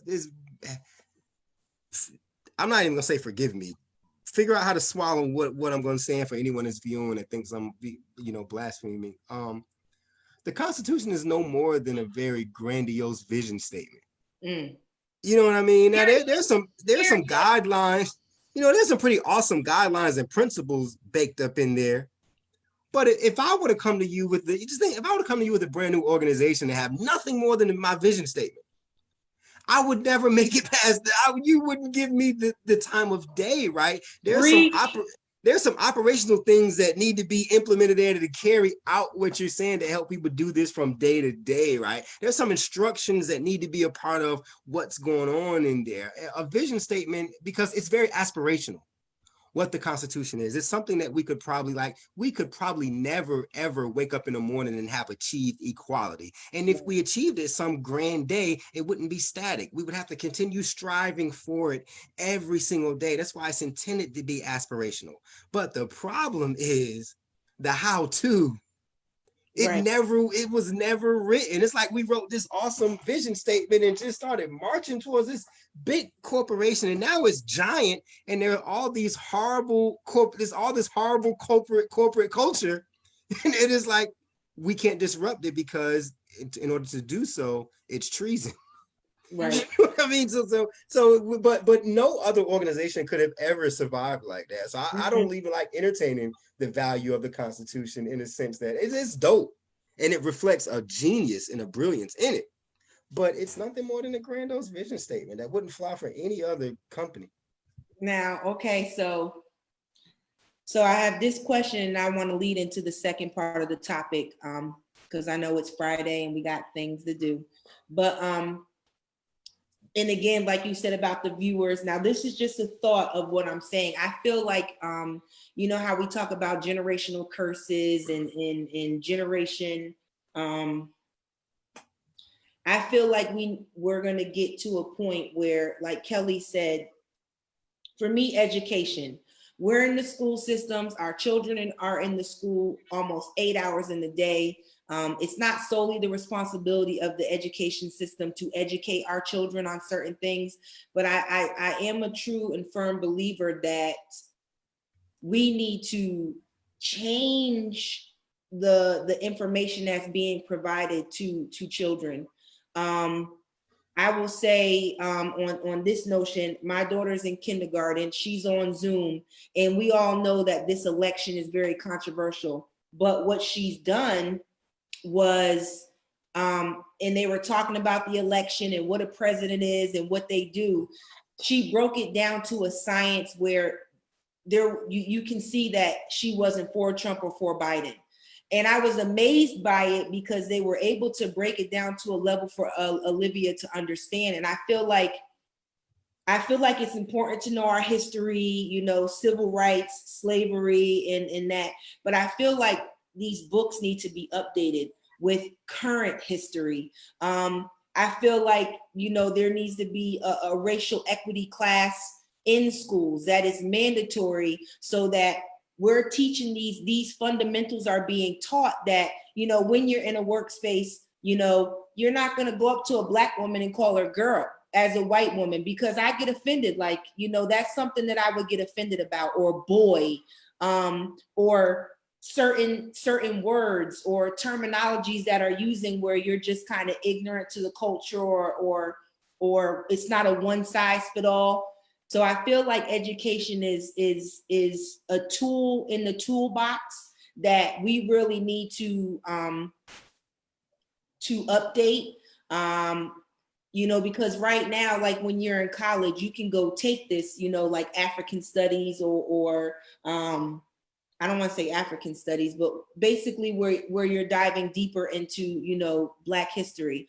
And I just feel like it should be something that is incorporated in history and it's mandated, and it needs to be the true history. And it shouldn't just be, you know, Dr. Martin Luther King and Malcolm X. I think there's more to our Black history that's not being told. And I think it's important for us to really talk about racism, talk about prejudice, talk about systematic racism, what gentrification is in the schools. And I mean, I personally, I could be wrong. Blake, you're in the education system. Tanya, I personally, or Jermaine too, I think you do some too. I just personally don't think that's in there, just kind of like like financial literacy. I'm from New York, and I had to take a class where I had to learn how to write a check. I had to learn how to balance a budget for a month. I just feel like we need to update the education system when it comes to Black history, and that it may help these generations, these students, go into an understanding of how, people say all lives matter, and we're telling them to include Black lives. I feel like this would be a segue into kind of changing the narrative. You get what I'm saying? Or am I like off base or have no idea? Yeah, education. Well, education is a important feature of maintaining white supremacy, though. I mean, it's not by accident that people have no idea what, Black history is, or what slavery is about, or Reconstruction, what happened during that time, or the Civil Rights era, Jim Crow, Black codes. It's not a mistake. That wasn't accidentally left out, because America enjoys a virginal, heroic world. Like it's like a cloak, kind of. They're the heroes of the world. They're the virgin heroes that run and save.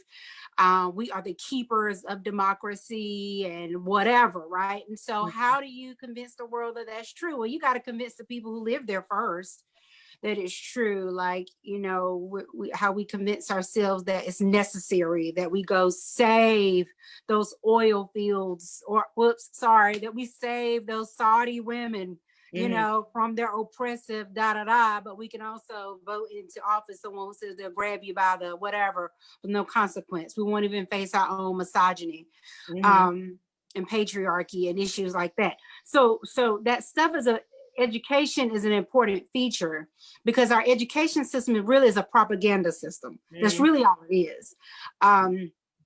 Even the fact that we have little children who can't spell their names, who can read out the Pledge of Allegiance, not read it, but they know the Pledge of Allegiance. Like, it's just an indoctrination. That's basically what our education system basically is centered around. And of course it has to be changed. But again, that's another system that is shaped by racism. And it just has to be completely broken apart and rebuilt into something that we actually believe is truly educating our populace. But right now it's not. And that's why Donald Trump recently saying, is going to take out critical race theory. That's why that's important, because what it is, people are getting knowledge of really the true meat of how America was shaped and formed, what was the true ideals, what was really being created. And that makes people uncomfortable. And so you no longer want that. So you want to remove that. You want to put white people back at ease. Black people are in the place they are because they make bad decisions. They're inherently bad people who we had to save from Africa, because Africa was a horrible place, and we did them a big, big favor now. And guys, everything's cool. Things are as they are, and this is a system as it should be. Misusing, misappropriating, and using education as propaganda is a tool. It is a tool. It is a tool used to keep white supremacy in place. So. Right. So go ahead. I was going to say, so a way to start to dismantle that is getting people on a school board that represent the populations and demographic in the school, or even have children in the school system, because now I feel like what Blake says, you're bringing truth to power, where if superintendent, superintendent, but it's actually the state superintendent. Who creates what's the word I'm trying to say? Curriculum? Yes. Who does it? Is it on a state level? Who creates the curriculum? Who creates curriculum? Sets the standards. Who sets those standards? Yes, who set those standards? Is it the state, like North Carolina? There are councils and committees that shape different aspects of curriculum, and then your state might put requirements on that, and then your school board could implement it in different ways. It probably moves through different levels of So the school board, the people that sit on the school board don't necessarily have enough power to, okay, so I take that back then. So then we need to figure out how to get to the higher ups to tell them, you know, we need to update these curriculums. Well, the idea about education, though, is,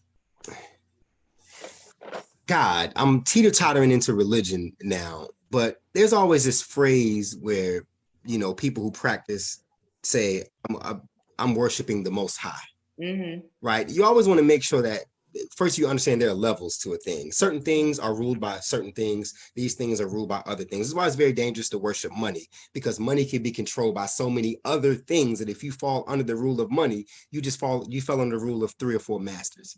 Education is one of those things where it falls under the rule of so many different things that, like, for example, right, it's the level of education that our society gets is subject to our expectations in that society.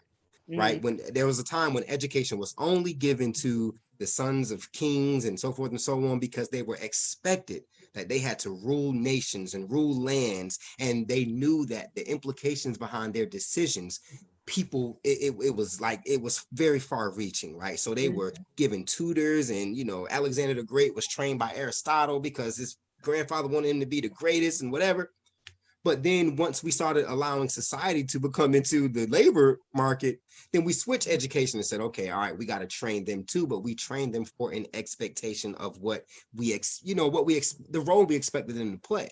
So I know a lot of times it sounds like, for example, that I'm challenging thoughts when I say something. It's like I'm never agreeing, I'm always challenging something. And it's still about education, but the point that we have to understand about our consciousness as humans, we are always moving towards an awakening. We always have to be challenging the way we're thinking. Think about this, right? When civilization first began, we out worship the sun. I mean, you know what I mean? And it was groundbreaking at that time, but to us right now, that was cold, stupid, right? It's like, well, I mean, you know, forgive me for saying that, but most of us think that way right now, right? But it's this idea that we keep looking back. It's like there were times of awesome discovery in our time and great educational periods where we learned a lot, mathematics and whatever, but we are still at a point where we have to challenge all of that every single time we hit the floor. And what I'm saying is, that scares me about the idea of school boards and councils and committees and things of that nature, because we are not at the point where we are challenging any of those people to be great. And what I'm saying is that every day we wake up, we're trying to deconstruct and reconstruct and challenge. Like, I don't do this work because I want to save the poor Black people.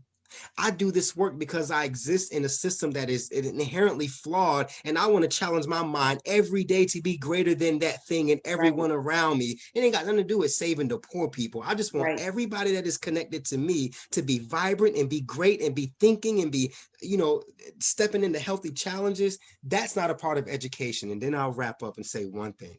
Okay. And then I'm gonna let Tanya go because she has to go. Yeah. For again, the Black community. There are some things that Black kids have to deal with to where their environments that they grow up in are already attacking them before they ever show up to school. So while we're teaching, right, why is the sky blue, why is water wet, why is E equals MC, E times whatever squared, we need to teach why there's so many empty lots on your street. Right? Why did the businesses leave your community 40 years ago and they haven't returned because our federal tax system decided that the useful life of a commercial property is 39 years, and the useful life of a residential home is 27.5 years. So 50 years ago, when you had the block in your Black business district, well, when that 50 years was up, or 40 years was up, those people had to decide to rebuild or tear down and rebuild in a new area. But by that time, the zoning laws had changed. And when you decided to rebuild and all the wealth had shifted to the outskirts, you would have to pay more money to build in a poor community or do all this other crazy stuff. So it just makes sense that all the money left. But you need to understand, little Black boy, that even though all that happened, you're going to grow up in an area chances are there are going to be no businesses, no investment, no infrastructure, and your environment is going to be forcing you to think a certain way before you ever show up to school. And if we're not prepared in the school to deal with that, there ain't no way you can absorb what we got to teach you, because we ain't even prepared to help you deal with that. So we're just not there yet, and we're not challenging each other to even understand what's going on. So that's yeah. That's a dive deeper. Go ahead, Tanya. First of all, I just want to say thank you for being on the show. I know you got to go. So any last thoughts you have before I move on to my next question? Sure. I may actually introduce your next question before I get off. I do want to say thank you to Blake. So nice to meet you. I'm real. Yay. Kelly, very nice to meet you. You guys are brilliant. Always good to hear white voices who are interested in learning, growing, understanding, and are willing to be that voice that says to the other person, look, that ain't cool. So that gives me hope that you all are willing to do the work within your own, community. But I want to say this, Jermaine, I love you. We talk all the time, so whatever. I'll call you. And Jamisha, thank you. Always amazing. I wanted to say this. You were going to ask us, and I may be introducing it, whether or not white people should say the N-word. And I really want to make sure I say this. So no, that's the short answer. Why do Black people say it? So Ta-Nehisi Coates is an amazing author. He is just a brilliant individual. He's just such a dope brother for so many reasons, so many reasons. Between the World and Me, we were 8 years in power. He wrote those two, and I think Water Dancer, maybe. He is a recent read of his, great author. But I was watching him, and he was giving a talk, and he made the point. Someone asked him that question.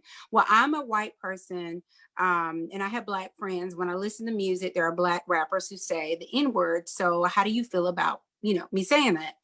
Why can't we say it? And the first was, well, why do you want to say it? He said, first of all, if you know what the word means, why do you want to say it anyway? Maybe that's just one thing you shouldn't touch. Maybe you get to experience what it feels like to be a Black person who can't touch many things, but this is one thing you can't touch. But he went on to say, well, when oppressed or marginalized communities have a tendency, it's very common to use language, to adopt oppressive language back into their community and repurpose it as a term of endearment to some degree. Mm-hmm. And he referenced the gay community with the F word. And he was like, I am not gay. I do not have permission to use that word. I'm not a part of that community. I do not have authorization to repurpose that word. He said, and I have no desire to. He said, and if I hear my wife and her girlfriends calling each other the B word, I am not a woman. I do not have access to that terminology. And nor do I want to. I'm not a part of that. And I haven't had the lived experiences of oppression that come with that, bought and paid for that word being repurposed back into my life, and now I choose what I want to do with it. So for me, on a personal level, I have seen this happen, and it's a generational thing. Teaching at Pitt Community College, it was a 44-year-old man in my class and an 44-year-old Black male and an 18-year-old white guy in the class. And we were doing a group thing. It was like 4 different groups. A complete melee breaks out. And I'm like, what in the world's going on? And the Black guy stood up. He said, yo, you better get this boy. He just said the N-word in front of me. He said, I'm gonna bust him in his face. And he was like, point blank. And the guy was like, I don't see what's wrong. I don't see what's wrong. And so I took him outside and I said, listen, I explained, you don't get to say it. I'm sorry, it doesn't seem fair to you, but here's my reasoning. Mm-hmm. But also it was like this huge generational thing. It was a teachable moment. But for me, it's a no. And I think Blake and Kelly and whoever, and any of us, and I tell my kids this, don't let your white friends say the N-word. I don't care how cool they are. Don't let them say the N-word. Mm-hmm. It's some things. I wish they would in front of me. They know not to though, because I've exactly like it's really incredible how much you have to convince someone that they can't say it. Yeah, it's like really, really crazy. But the 44-year-old was coming from this place of it was never okay for white people to say it. You know what I mean? Mm-hmm. And then he was coming from the place where my Black friends allow me to say it, right? So anyway, I know it's an interesting word. We even contend with it within our own community. I personally don't have a necessarily a huge problem with it within our community because I understand it, like the B word, I get it. Like I said, I would never say the F word. That's not a word that's a part of my community or my oppressive struggle. But in short, don't say it. Just let the Black folks have it. Anyway. I love it. Thank you so much. Love you all. I am all. Thank you, I hope to Tanya. meet you all again. Yes. Y'all have a good night. Enjoy. This was wonderful. Thank you, Jamisha. Have a good one. Thank Bye, you. T. Bye. Have a good night. Thank you. So she did an awesome job on introducing that. And so, I mean, basically she said a lot. So, so my viewpoint is I come from a generation where, you know. Hey, Mish, shouldn't you close out the show with your answer since this is like your thing? Go ahead. I don't want to say anything. I'm just saying I think your view wouldn't that be the final view or? Well, yes, but so the question that I have is there was a question that I wanted to ask. Go ahead. Y'all give me your viewpoint. And don't just say no, Kelly and Blake, because I get it. But I also struggle with it too. So Blake, do you So I'll go ahead and say like no. Like that's my answer. No. Okay. While you two are going to answer, my question is, because I've done it, I've called white people the N-word. Like, yo, what's You do it to me all the time. What you say? You do that to me all the time. Why you never put me on Front Street? You do. I do. I've never taken offense to it. Though. Okay, and that's what I wanted you to say is like, No, never. Because it just kind of rolls out and then like, am I a bad person? Okay, go ahead. Listen, I think that this goes into the new recognition too, which I'm so glad that more people are learning about AAVE, African American Vernacular English, which is actually the classification that these words that, you know, typically teachers will correct when kids use a certain speech pattern that they learn from their families, and it's totally it falls into a classification of a new language. Though I would include this word in that vernacular because it is something that is language has a lot of power, and it has history because it is all we really have to communicate. And so what I have never understood is why anyone who is white would want to say, and I should say non-Black actually, would want to use the word beyond just microaggressional purposes, because you feel a sense of power, of inclusion when you say it. That is, do you want to say something? No. Finish your thoughts. I have a thought that I want to add to you. Okay. Hold on, one thing. But the A at the end is different for me for the ER. And I want Jermaine to speak on. I just think that the inappropriate nature of it, beyond just like claiming power over a word for the Black community, when white people say it, it is violent. It is an act of violence, and it has a violent history coming out of a white mouth, a non-Black mouth, and it has, you know, there is just no reason under the sun, not even a Black card, that would make it appropriate for a white person to use that language. And I think that is something that was not a thing when I was younger, or it was a thing, but I didn't know about it.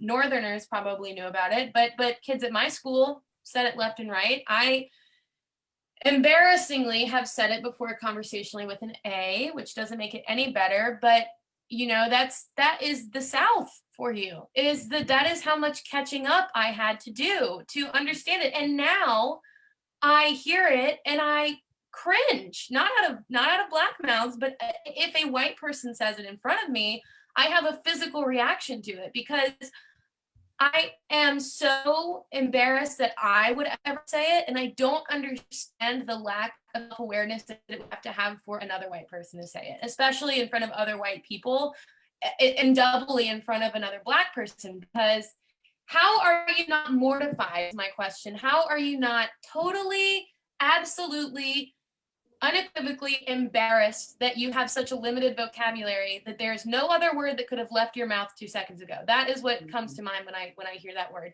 The historical significance is important. The current significance of it is even more important, especially when you consider the ways that it's used in Black culture, like music, like rap music, and the ways that they use it to explain their experience. It is just so off limits that there's not even a further justification than just the answer no. Mhm. My opinion. Okay, go ahead, Blake. I want to add yes to all of that. Like it is a no. And Blake disagrees. I don't disagree. Like, Turn of events. like, you know, I think about there's the 13 to 16-year-old me, there's the 20-year-old me, and then the 38-year-old me.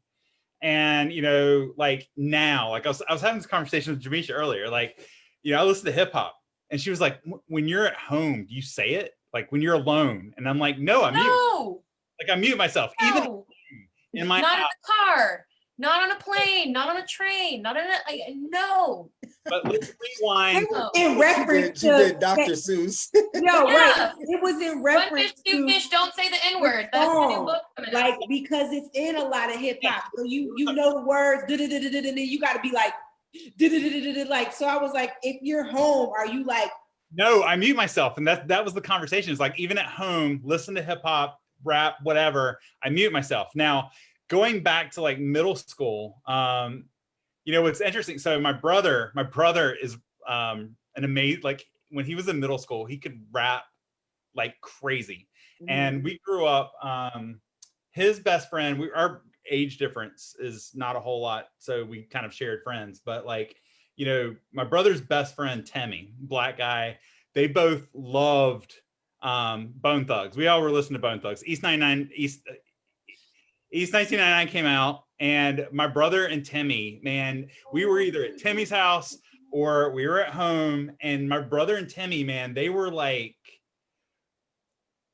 just like a machine gun. Like I can't talk fast enough, right? But like, you know, my brother and Temmie, like they would both say it. They both said the N-word. And, you know, another, so there's two albums that come to mind for me. One is East 1999. The other one is Korn. Korn did a mixtape with Ice Cube. And I won't say who this is because I promise I wouldn't drop their names because of the context. But I was friends with their sisters, and both Black women, and we were sitting in the car at Faith and Victory Church when I got Korn album. I don't know if you're familiar with Greenville. It's now a different name. It's reimaged now, but it used to be Faith. And you know, we used to go to church there. But we would sit in my car, and I got the Korn album. And you know, there was this one song where they say the N-word, and we were all like in the car together. Like, first off, it's a bad album because it was secular and it had lots of cuss words and stuff. And we were just like jamming out, and we would all say it. And you know, it's just interesting. Like those are the two moments where I know I've said it with music. But outside of that, like I've never said it in conversation. I've never gone up to someone and be like, "Hey, what's up?" That being said, the other has happened, and I've always taken as like, you know, this form of endearment or whatever.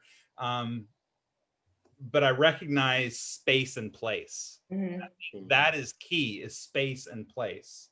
Not saying like my brother like called Temmie up later in life and was just like, dude, I'm sorry. And, you know, and I've had the same conversation with my other friend.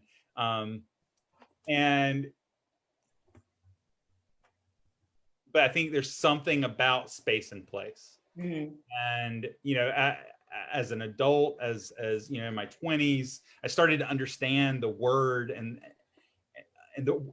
how it exists in some spaces and not other spaces, or how it can exist in some places, but yet not my space. Mhm. And, so yeah, I mute myself in the house, and I've never used it conversationally, but I remember I went to Chicago for 8th grade, and I remember that was the first time I'd ever heard it, like ER used Mhm. as a force of power. Mm. White student, and I remember hearing like that 8th grade Chicago Elementary. That was the first time I ever heard it used as a racial slur in a Mhm. reality, like not in a movie. Which speaks to how sheltered I was in many ways, or at least how taboo it was in the spaces that I navigated. Right. But that I opened my eyes a little bit to my own lack of awareness of my own privilege in many ways.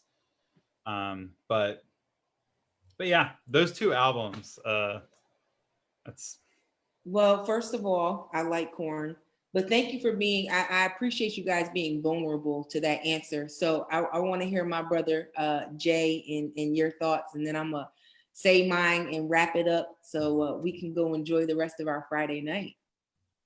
Absolutely. Language is difficult for me because I don't play with people in language. Mhm. 2 illustrations, right? I was incarcerated before, right? Mhm. And there was this guy that I rode on the transit bus with, and he was on the LGBTQ spectrum. And the point that I'm getting to is that meaning is so difficult to deal with. And when we got on the yard, so I consider myself just a regular guy, you know what I mean? I ain't tripping about a whole bunch of stuff. So we were sitting together on the ride and just chopping it up. You sitting next to me, we're gonna talk, right? Whatever. Right. We get there on the yard, and he passed by me, and he like, hey, but it's like extra sauce on the hey, you know what I mean? Mhm. Extra emphasis on the hey, right? And when I say emphasis, I'm talking about Extra sauce. pace, tone, and inflection, Like, right? how you doing? Yeah, and mind you, and these things matter, right? It's this idea that if you ask me a question and I say no, or if I say no, that doesn't mean no. It just means no, I'm not sure. No. But if you ask me a question and I say no, that means don't ask me again, right? It's extra sauce on it based off how I add pace, tone, and inflection, right? So, he would say, hey, extra long with extra ups and downs to it, and then I passed by him again 30 minutes later, and same hey, then 2 hours later, hey, and then we bumped into him in the chow hall, hey, you know what I mean? And I stopped speaking to him. Mhm. One day he came up to me and he said, you don't have to act funny. You don't have to not speak to me because of who I am or something like that. And I said, no, it's totally not that. But understand that pace, tone, and inflection matters when you say something. Mhm. And it may be that you can't control how it comes out of, when you say it, right? Mhm. But I do require that you control pace, tone, inflection, and aspects of your communication when you deal with me in order for me to be able to comprehend it. And I'm not trying to be mean to you or dismiss you, but I just don't know how to take your hey. I don't know how to process it. So I just rather not try to respond to it, right? Because I just don't know. It's a lot of extra stuff on it, and it could have too many different meanings. I just don't want to get into the meanings of what you're saying. So I would ask, if you're saying hey, just say hey. You don't have to say it every hour, every 5 minutes, because I'm just not used to that, right? Right. But it has nothing to do with who you are or anything about your choices. The other aspect of just language, right? I think Blake says space and place, right? But Mhm. language is certainly that. It's comprised of a group dynamic, of a thing that is conjured, right? You shape meaning almost like a witch's brew, where the more they stir the pot, the more the spell is cast and it comes up. You have to shape meaning in a word by usage and experiences in a time and space, and all of a sudden it solidifies itself to the point where everybody knows it means this. Right. Well, then the NIG on it was shaped in a space that when you call on that word, you're accessing that space. And I don't know who you are enough to know like where you've been in that space, because I know where my history existed in that space, and either you're on that side or this side, or whatever. You shouldn't even be trying to conjure up that meaning with the ER period point blank, right? Right. But the idea of the GGA, that was conjured up in a space where folks were out in the community doing what they did, and they were they were putting that spell on that word that turned it into whatever, and it hardened up. Absolutely. And then there it is. So then it gets used in that space now that it's solidified, but you don't just get to access that space however you decide to, because if you weren't there or part of that experience or that history, because there's that element when it comes to that word as well, then you need to be mindful. But but here's why I don't even get into it with people, because everybody doesn't have that switch. Right? Here's the other illustration. I promised 2 of them.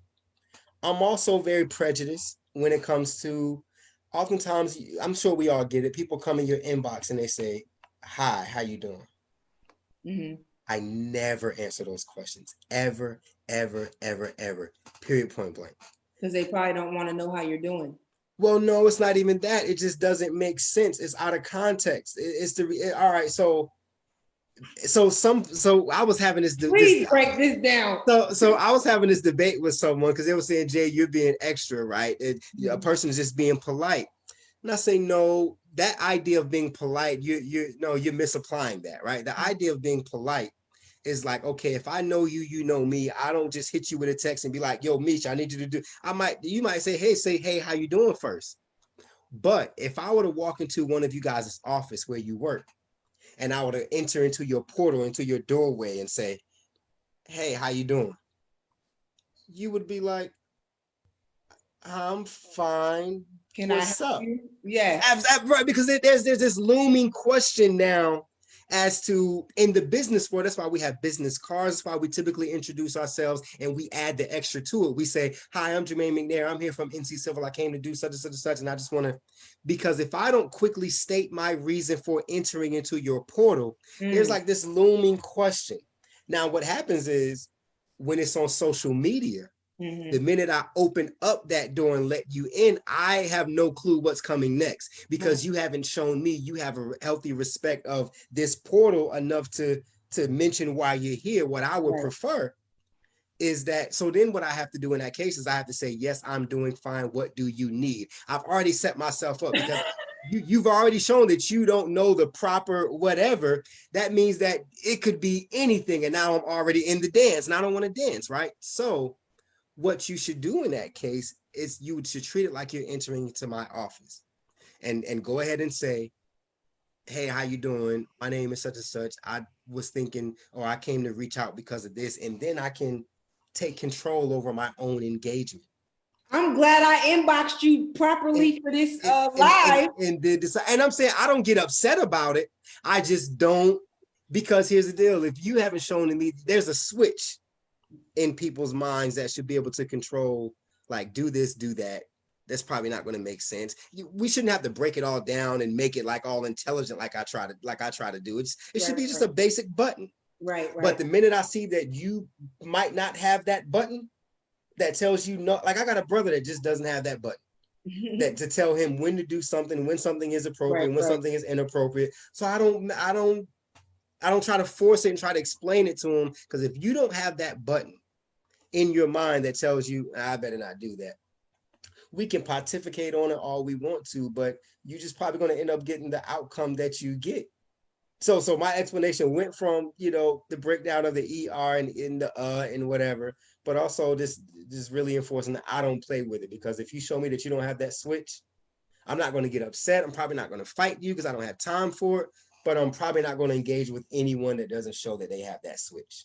Right. I want to say something to that, because I get aggravated when people just are like, can they just say, "Hey, can I ask you?" No, "Hey," and then they just go. See, I want somebody to ask me how I'm doing with the comma and then ask me what you want. Don't just be all like, together. "Hey, da da da da da da." I'm like, well, can you warm me up a little bit, you know? And I feel some type of way when it comes from different people.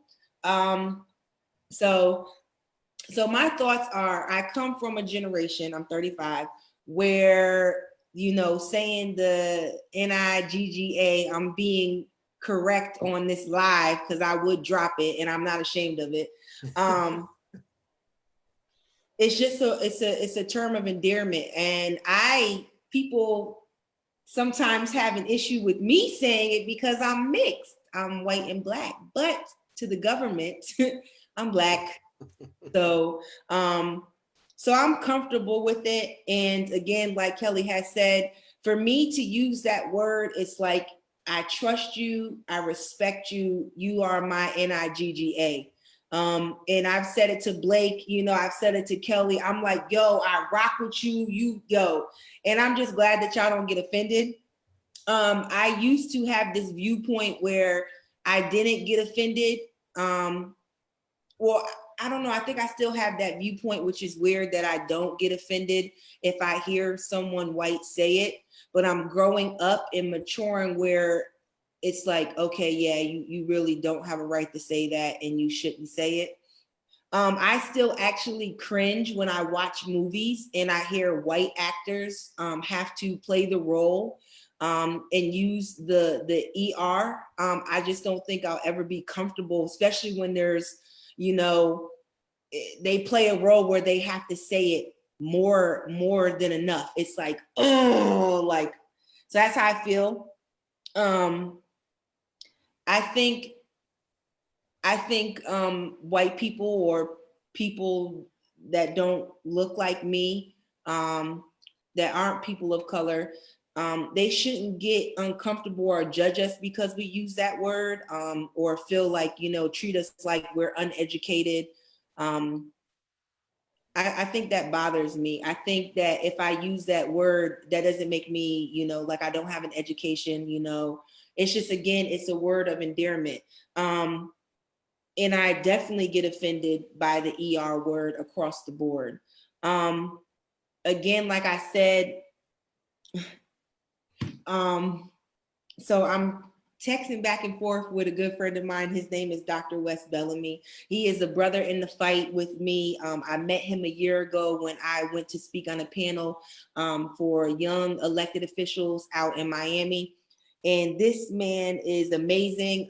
He was on the council during Charlottesville, a leader, and he's been on so many things. He is also one of the founders and steering committee of our Black Party, which I'm a part of. I'm proud of it. And that's all about transition of power and trying to break down the system by getting more Black people elected so we can be at the table to, you know, review these policies and create better policies for people of color. But he has a book. I wanted him to jump on, but he is in an area where his connection is jacked up. But hopefully I can have him on a future show. The name of the book is called When White Supremacy Knocks, Fight Back, How White People Can Use Their Power and How Black People Can Use their privilege. Please check out the book, support. It is a good book. He also has another one out. I can't find the name of it because I haven't read it yet, but I think it's called Racism. But it's a good book. And it's coming from the perspective of a Black man, which, you know, is important. I wanted to say thank you so much to you guys for joining me in deep diving in this conversation. I think this is an opportunity and a platform in the toolbox to be able to have these uncomfortable conversations sometimes. I hope that people that are watching can, you know, go into their prospective communities or in their prospective circles. And like Blake says, I do like that. Bring truth to power when it comes to calling out, you know, racism, prejudice, or, you know, white privilege. I think it's important that we try to move forward as a country, especially with the change of administration that will be happening. I think it's important that we just get to a point where we need to start breaking down these barriers. And I don't know what that looks like. I don't know if I will be alive or if my grandkids will be alive to actually reap the benefits or see the benefits of the system broken down. I would hope. But I hope that I can be a part of sowing a seed that is going to grow years from now in my place of power that I am, or in the communities that I serve, or the organizations that I have developed and work on, and the wonderful people in my circle like Jay and Blake and Tanya and Kelly that are not afraid to bring truth to these issues. Again, I appreciate you guys. Do anybody have anything else to say before I do my last little spiel? Just want to say thank you to everyone. You know, Mish, you always sis, Blake and Kelly. I so appreciate you guys' spirit that y'all bring to the table, and just based off of this one interaction, you know, I consider you guys tribe. You know what I mean? And hopefully I'm a part of yours as well. So if there's ever anything happening out here at Greenville, or I'll drive to New Bern, but you know, wherever you consider me, I take it as a gift. Awesome. Thank you. That's so kind. Blake, you Likewise. have anything? Go ahead. I just wanted to say, like, this was awesome, and thank you for letting me be part of this conversation. I've really enjoyed like grappling with and learning with each of you, and I think this is this is the answer, is really looking at all of this critically, and then shifting to action. I love it. So again, I need y'all to follow me on social media, and I have a YouTube account now.